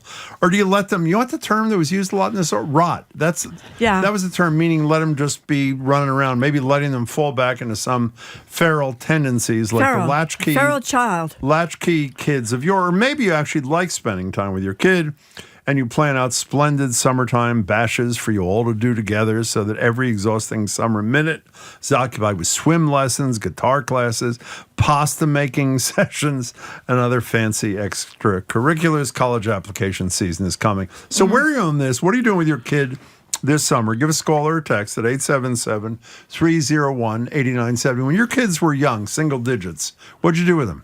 My youngest daughter did go to camp. The other two went to rec camp. Went to what? Town's rec camp, where the A town's local thing? recreation department, they run. Is that cheap? No, none of it's cheap, but it's cheaper than overnight camp. Yeah. That's really expensive. But the overnight camp, though, I have to say, my youngest daughter did go to Y camp up in near Great Barrington. One of my kids went to a Y and camp, she too. absolutely loved it. She became Yeah. a counselor. She's still friendly with the kids who went there. It's like my friend Iris Krasnow, who wrote a book about summer camp. How I know it what she changes, wrote about, believe She changes me. your life. Well, that's not. I was talking wrote about the about summer Marjorie, camp. too. No, we're talking about the summer camp book. She wrote about Marjorie, yeah, too. Okay. Anyway. And her boyfriend from Hawaii in college when she was at Stanford. All right, we're off topic. I shouldn't have brought it up. No, you brought it up. I didn't. But anyway, so it's Had a one great. of those woody it's a, cars, it's the a, station wagons. Okay. With the wood sides. Did he have it? That's Does he have right. one of those? He did. That's, okay, fine. Yeah. But anyway, From the summer Hawaii. camps. Did I say that? The summer camps are What? great. I What? think if you can swing it, but the problem is even the Y camps are getting really pricey now. You They're can't also hard afford to it. get into in a lot of cases. But you know what? We have some of our parents here that What are are they not saying? concerned about these kind of things. By the way, the number is 877-301-8970 to call or text. We have a texter who's anonymous, of course, who What just do they said, say? "I just dropped my kids off in the middle of the forest to see if they could make it home." What's that called? What's that thing that adults do? Hansel like and men. Gretel? No, when you walk in the forest. Is it Oh, I foresting don't know. I or don't know what's what it? Forest bathing. bathing. Thank you, Zoe. Yeah. I appreciate it. Forest bathing. And somebody else texted, they live in a rural town and we still cool off with the hose. So they're out there with the hoses today, the big kids and the little kids. But I think it's really terrible. I mean, we're in school. We're not in school long enough. We should be in school. We should have 1 month vacation instead of 2 I'm months totally with you. vacation, or maybe 6 weeks instead of like 14 Yeah. weeks. And it would be, Teachers union, right? Of the problem? course, that's right. Yeah. And also our schools aren't as good as they used to be. But it's becoming enormously expensive. People can't afford it. And they're in a real dilemma. Most people get 2 weeks off a year. You're almost Schools- worked in like a frenzy over because this. I have such empathy for parents that can't. If the schools are off 14 weeks, most people get 2 weeks vacation. That means you're on the hook for 12 weeks. Let me And ask you a people say question. the school shouldn't be the babysitters. Okay, fine. But it's economically becoming almost a necessity. Can I repose the questions that I Yes. posed? Is there any honest parent who does not want to get rid of their kids for as long as they possibly can during this? No, I'm serious. I mean, you obviously Well, visit it's like the a kid little at, vacation at camp. Yeah, you go visit the kid at camp. But if you have to. Do you know, did you ever encounter a parent who was not praying? If they didn't have enough money, so they found a cheaper camp, they found something they could ship them to. Ship them off. So they had a little bit of some freedom. people ship them off to the grandparents. Can't always do that, though. Yeah. Yeah, but some people try that, Jim. Yeah. But anyway, I You think know, it's... by the way, I tried shipping off our two daughters to the grandparents. And I didn't tell my kids the grandparents had died. So that was really... And they got there. They and they just- said, no one was "Where's there. Where Grandpa? are they?" Where's Grandpa? Well, they were there. Well, they're just 6 not- feet under, That's unfortunately. really crass. Oh, no, they weren't Marjorie. 6 feet under. Their ashes were in the back of Jim's That's car. funny. That's really... That's In the trunk. So Okay. I think this person's not kidding. Yeah. Anonymous text. We'll get to your calls in a minute. My kids, 3 and 6, spent all morning playing with the hose. I never There they heard of go. this. First, they watered the garden. Then they made potion. This is obviously true. Potions with leaves, sticks, baking soda, and vinegar. Then they played in the sprinklers, so hose again. If I wasn't so worried about a water bill and water conservation, they'd have done the hose all There day. you go. So people do play with the hose. Wow. I think we've established that. Hoses are very popular with the kids. But how do you do it? The money's huge. Nobody feels, you feel like you're a terrible parent if you just let your kid hang out and do nothing all summer long. But, read books in the corner or play on their phone. Oh, and another thing somebody says that there's no cell phones in a lot of these summer camps.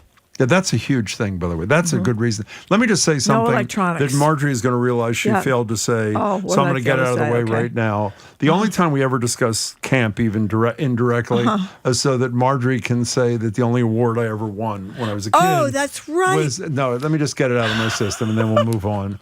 Is I not only won most improved camper, that was bad enough.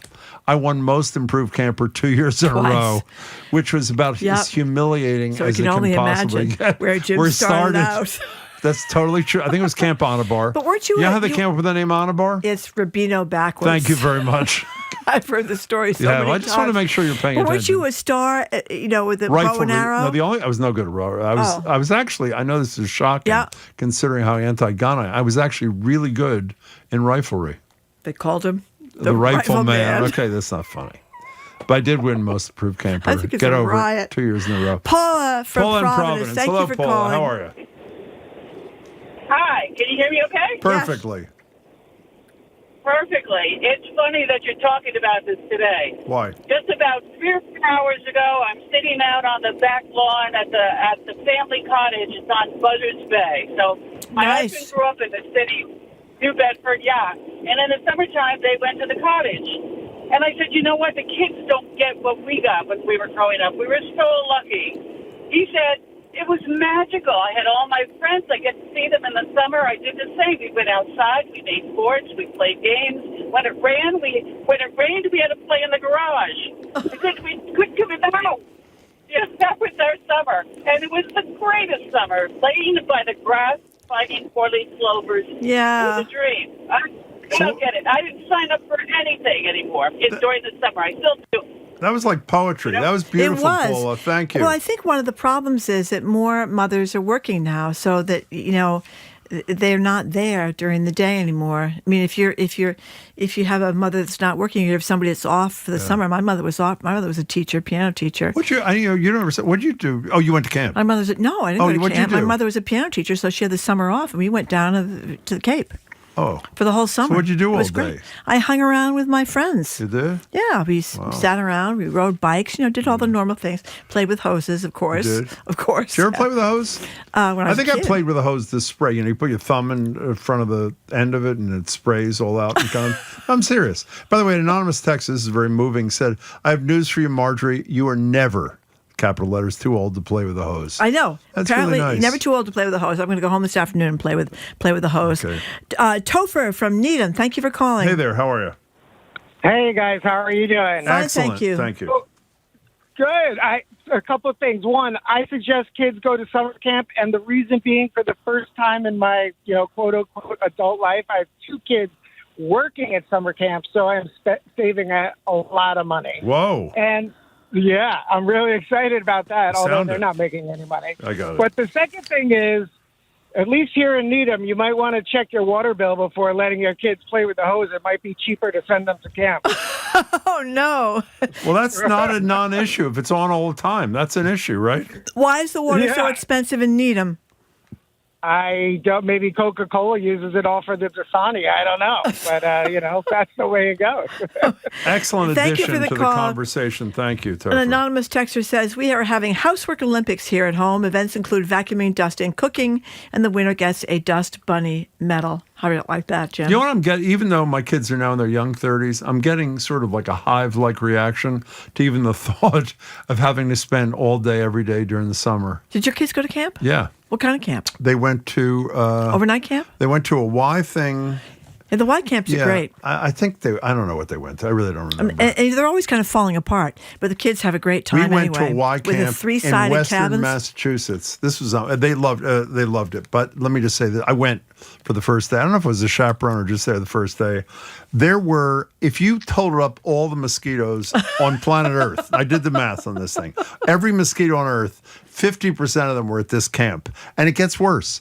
We escape from wherever we were hiding out from the mosquitoes on the first day. We go and run to the dinner hall, the dining hall. They won't let us in because we're 10 minutes early. So we're getting eaten, like literally our whole bodies have welts on them because of this thing. Then how did the children survive the summer? It was that bad. I think the only way they survived is the counselors hosed them all down, if I remember.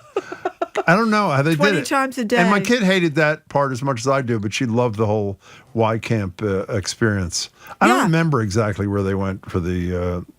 I don't have any idea where they went, actually. Okay. In any case, let's. Cue the Jimmy Kimmel clip where the dad doesn't know anything Do we about have their that? kids. Jim not I know a knowing lot about my where the kids. kids went to summer camp. I know who their friends were. I know how old they are. Oh, that's good. Yeah, I know one of their names.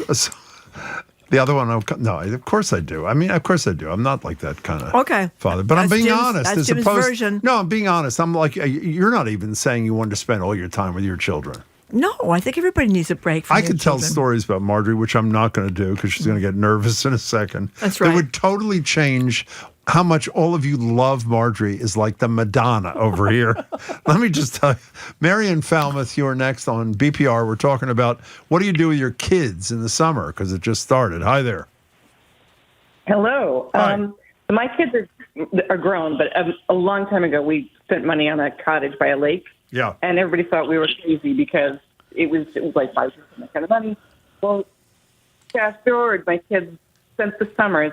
Every morning there'd be a pack of kids. One would go to one house, another go to another house, and they'd move in this big amorphous blob of kids from 5 to 15, and they would play made-up games, and they would go climb trees and build forts, and they came home. You always knew where the kids were for lunch because they stopped at somebody's cottage, and you'd see 20, 30 bikes, and that mom would be feeding them. And that's great. You'd find them and at dinner time, they came home filthy, tired, and they had the best summer. It was wonderful. You know, we're not having a serious enough discussion. I'm so glad you called. Assuming that you do it in such a way so you're not overwhelmed with kiddom kind of thing, isn't what Mary described exactly what you should be, assuming you can afford it and you have the person power, that's what you should be doing with your kids. Well, I think Mary, but there was somebody at home at these different houses, right? I mean, I think that's one of the problems. I know. And that's one of the problems. Yeah. I think you can't make it today unless two people are working. So you can't have those halcyon days when people were going from place to place. It's so different now, I think. Never working from home, but so the kids were out and playing, and then they would touch base at meal times because. Yeah. No, I think if they're working from home, as long as they're old enough to be on their own, you got to have the kids over like 6, I think, or 7 or something like that before they can do it. But Mary, that was a great story. Thank you very much. Thank you very much for that call. You agree in the abstract, assuming you do have the availability, because you're right, most parents are working, but assuming you have some availability, doing a thing where they have more freedom rather than totally structured thing. I was really lucky. Because the other 9 months is totally structured, right? Yeah. I mean, I couldn't do with my children what my mother did with me because I was not off in the summertime. Yeah. I mean, it's great to be off in the summertime. Can I also save some of our listeners some time? Some of the texts about hoses we can't read on the air. I think you all know that. So if you're doing it to amuse yourselves and us, you're succeeding. But we really can't do this. Somebody's sending a hose about the slip and slide, though. That's what you fuel the slip and slide with. You know, those things you water slide the thing down. and and you slide down the lawn. Is that fun? Oh my God! What's the fun part of it? Well, it was, this person said, it's painfully if you're an adult, but exactly. If you're a kid, you're a little bit more flexible and agile, and you're not worried so much about your bones breaking. Rhonda in the car, thank you for calling. Hello, Rhonda in the car. Hey guys, so I was just, and I hate to say this, but playing with the hose this morning. My niece came over from her, she's out of school, and I'm watering my flowers, and she's only 7, and she's like, "Can I get wet? Can I play?" And I'm like, "Yeah." So I'm spraying her with the hose. And she had a blast. She loved it. And I was like, this isn't anything to, there's nothing else to do. So this year, what we're doing is she's going to go to her grandmother's in Savannah, Georgia for 4 weeks. And then she's headed back home to New Bedford, and she'll be at Camp Kennedy, which is a day camp that the city provides for 4 weeks. So that's how we're handling her. But it's expensive. And I'm helping her mom out because her mom's a single mom. So I take care of some of the expenses of the camp, and her mother takes care of the flights to and from Savannah. So she'll enjoy herself. That's pretty. That was great. That was great. Yeah, that was a great call too, Rhonda. You know what I forgot? When you asked what I did before I went to camp. What did you do? I used to get sent to my paternal grandmother's in Atlantic City. The one that hit you with the cast iron frying pan? No, she threw a cast iron frying pan at my head. This woman was a total sadist. I mean, she was. Well, you know Jim now as a grown-up. I was a little kid. Him as a kid. I was a little kid. By the way, there are a lot of people who are disagreeing with my statement about is there any honest parent who would really not want to send their kid away for the summer? Here's Laura from Cohasset. An honest parent, meaning herself, who doesn't want to get rid of their kids as long as they could. I would have given a limb to spend more time with my children, summer, winter, spring, whenever, but I had no choice but to work 70-hour weeks with commutes. No woman who I work with had little ones wanted to be at work. Well, there you go. Here's Anonymous. You want to read the next one? Well, I think that's definitely true. When you get little kids, you do want to get home right away. Little. Yeah. And not with teenagers. I think with teenagers, we can all be do the next one. There. I just dropped my daughter off at summer camp today for the first time, and I'm heartbroken. She's an only child, and no kids around for her to play with because everyone else is in camp or busy. So I felt like I had no. Don't keep moving, and I can't read it. I felt like I had no choice. So she'd be alone all summer, but I miss her and wish I could give her the childhood I had, running around playing with other kids and not doing anything structured every day. Yeah, that's the thing. I think if you if mothers after when all the women go in the workforce, the 80s, I guess, and that's when everything I think changed dramatically. Dennis in Holliston, thank you for calling. Hello, Dennis. Hey, this is Dennis, second-time caller. Thank you. I taught at the North Bennett Street School for 20 years. That is a great place. Explain what that is, by the way. We hear only fabulous things. Tell people what it is. The North Bennett Street School it caters to lost crafts. It started by Pauline Agassiz Shaw in 1885, where she took over the North Bennett Street Church. And then it has been a social service since then. And last time we spoke about it, actually, was former Governor Baker was in our studio, had just gone to a graduation or something, was just raving about it. Every comment I've ever heard is great. I'm sorry, Dennis. Take it away. Yeah, it's a wonderful place. Yeah. Because it was a social service, they started a program in 1915 called Caddy Camp. And it was the Maplewood Caddy Camp. And what they did was bring in underprivileged boys so that they could go work, become a caddy, learn some life lessons, and learn how to manage money. And it really was an outstanding program. That's pretty. But I thought I'd throw that Yeah, out. where do they do this, in Holliston or someplace else? No, they did it at the North Bennett Street School. Oh, at the North Bennett Street School. I'm sorry, I misunderstood you, Dennis. That is fantastic. Yeah. Thank you. It started in 1915, but so it gave underprivileged kids a chance to get out in the summer. That's great. I'm glad you shared that with us, Dennis. Thank you for calling. We appreciate it. I wish I could do with my kiddos what I did when I was a kid. My parents dropped me and my brother off at the movies for the entire day. Remember when you could watch a movie over and over without leaving the theater? I have no idea what my parents did for those 10 hours a day, but that's where she was with her brother. I told you my father took me to California. I just realized another one. This was not camp, but it was during the summer. Took me to California when I was a kid to go to Disneyland. Yeah. And left me there for the whole day while he went to work. Yeah. Poor little Jimmy. Poor little Jimmy. Yeah. Oh, okay. Okay. Let's go to. Very sad. Yeah, it was very sad. Well, I mean, it gives people more of an understanding. Not quite as sad as his mother throwing a cast iron pot at my head. That's right. She did miss, by the way, in all fairness. Yeah, she did miss, but it gives people an insight into how things turned out the way they did. She wasn't trying to miss. Let's be clear about that. She just missed, is what I'm. Okay. Laura, it's kind of a therapy session for you, Jim. Sort of it is. It's sort of. No, this is very helpful. Laura. Feeling good about it. Laura in the car. Laura in the car. Hi, Laura. Laura in the car. Hi there. Love the show. Hi there. Hi. So, Hi, Laura. Thank you. I'm a mom with a 7-year-old, and I also work part-time at a public library. Oh, great. And I grew up going to a public library a lot in the summertime, and I feel like libraries now offer so much more than they did when I was a kid. Great It's like, obviously, you've got your summer reading, tracking your books, meeting reading goals. But this summer, a lot of libraries are doing a program called Level Up at your library. And so there's lots of gaming programs. There's programming of all different kinds for all age levels. And then there's also all sorts of non-traditional things you can check out from libraries now, like board games and toys. Depends on what your library is, but there's so many resources for free, great summer activities at libraries all over the state. I am thrilled that you called. I can't believe, considering we work at a library 3 days a week, we didn't think of that. That's right. That's a fabulous addition to the conversation. Laura, thank you. I really appreciate it. We really appreciate it. Here's another one. Anonymous texter. Dropped our daughter at 6-week sleepover camp yesterday. The night before she left for the news of Iran bombing breaking, she asked me what a sleeper cell is. God. Oh, my God, is right. Feeling very grateful she can be a kid and doesn't have to worry about such things for at least a little while. And the other plus of camp, if you can afford it, is what you said before. The vast majority of camps don't allow cell phones, which is really no electronics at all. How great is that? Yeah, it is really great. There would be like one day where they'd all go to a certain place in the camp and they could call home to their parents. By the way, not only are we getting these texts from people that they know we can't read on the air, Zoe is writing underneath them in capital letters in bold, "Read them, cowards." She's talking about you and me. Thank you. Yeah. Well, this person said no, I don't think so. Don't think really. so? I do not think so. Okay. All right. Okay. Thank you. We'll move on. Let's move on. We have a lot of salacious texts from our listeners, but Because that's we okay. invite that kind of We're glad thing. you're very creative Uses and inventive, us.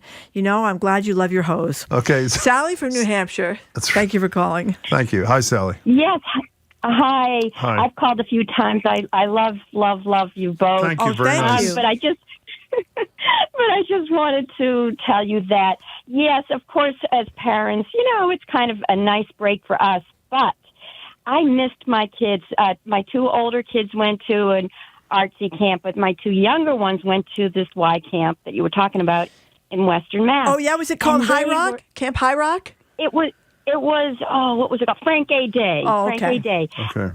And it was hilarious. It was like both my kids came out of, they were from Newton. They came out as hippies from this camp. They were very outdoorsy. And, when we went on visiting day, they were dancing around in tie-dye shirts and flower wreaths, barefoot. And it was the best experience. Also, they're both very gifted in sports. So it's the perfect situation. And they benefited. They loved it. And, we were happy because they were happy. That's another That pretty was lovely. call there.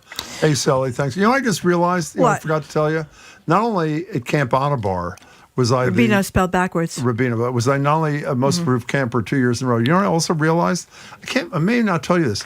Do you know what everybody, and I mean everybody, was expected, parents, guardians, whatever, to bring their kid who was at the camp? A salami, on my honor. And my uncle, who was a doctor, was a doctor for a guy who owned a deli in Philadelphia.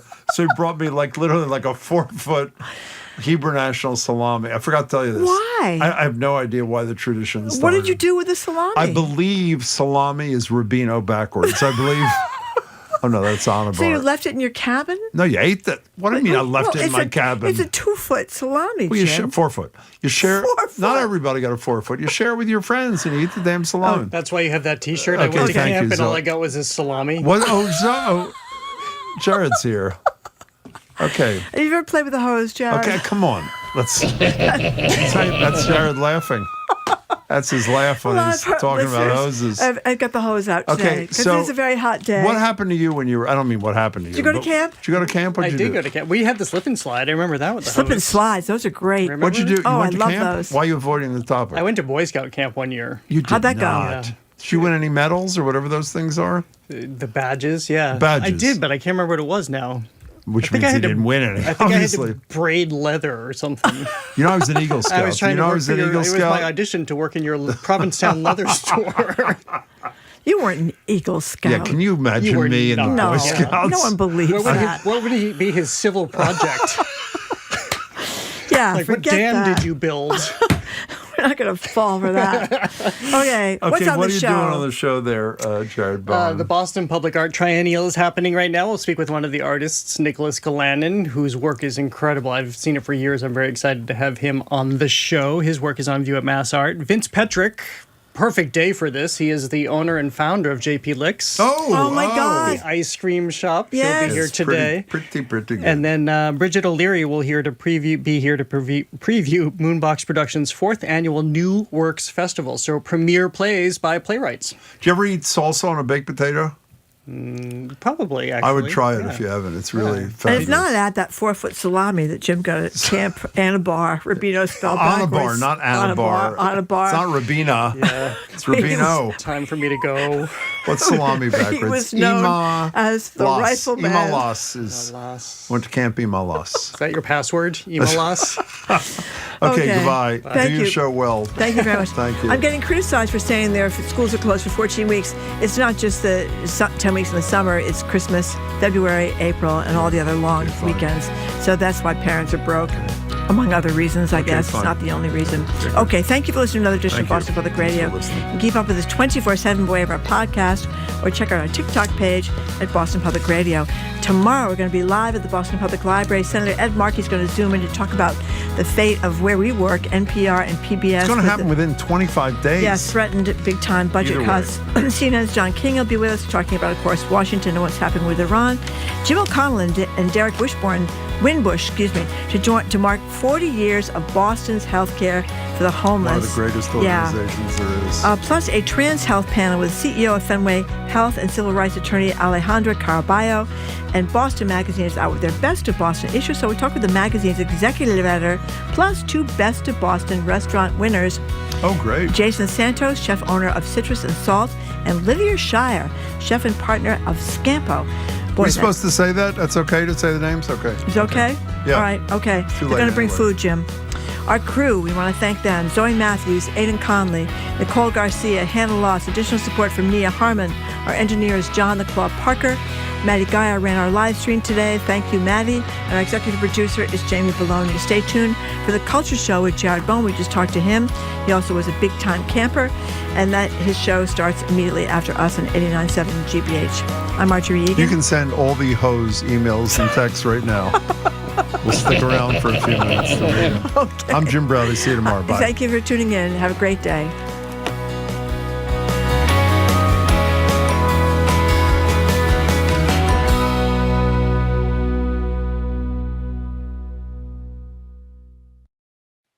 What's trending? What's interesting? What's going on around town?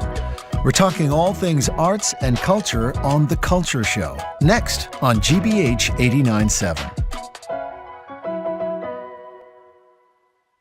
Funding for our programs comes from you. And Newport Mansions, presenting The Great Gatsby Revisited, a conversation with Oscar-nominated actor Sam Waterston celebrating the 50th anniversary of the film adaptation.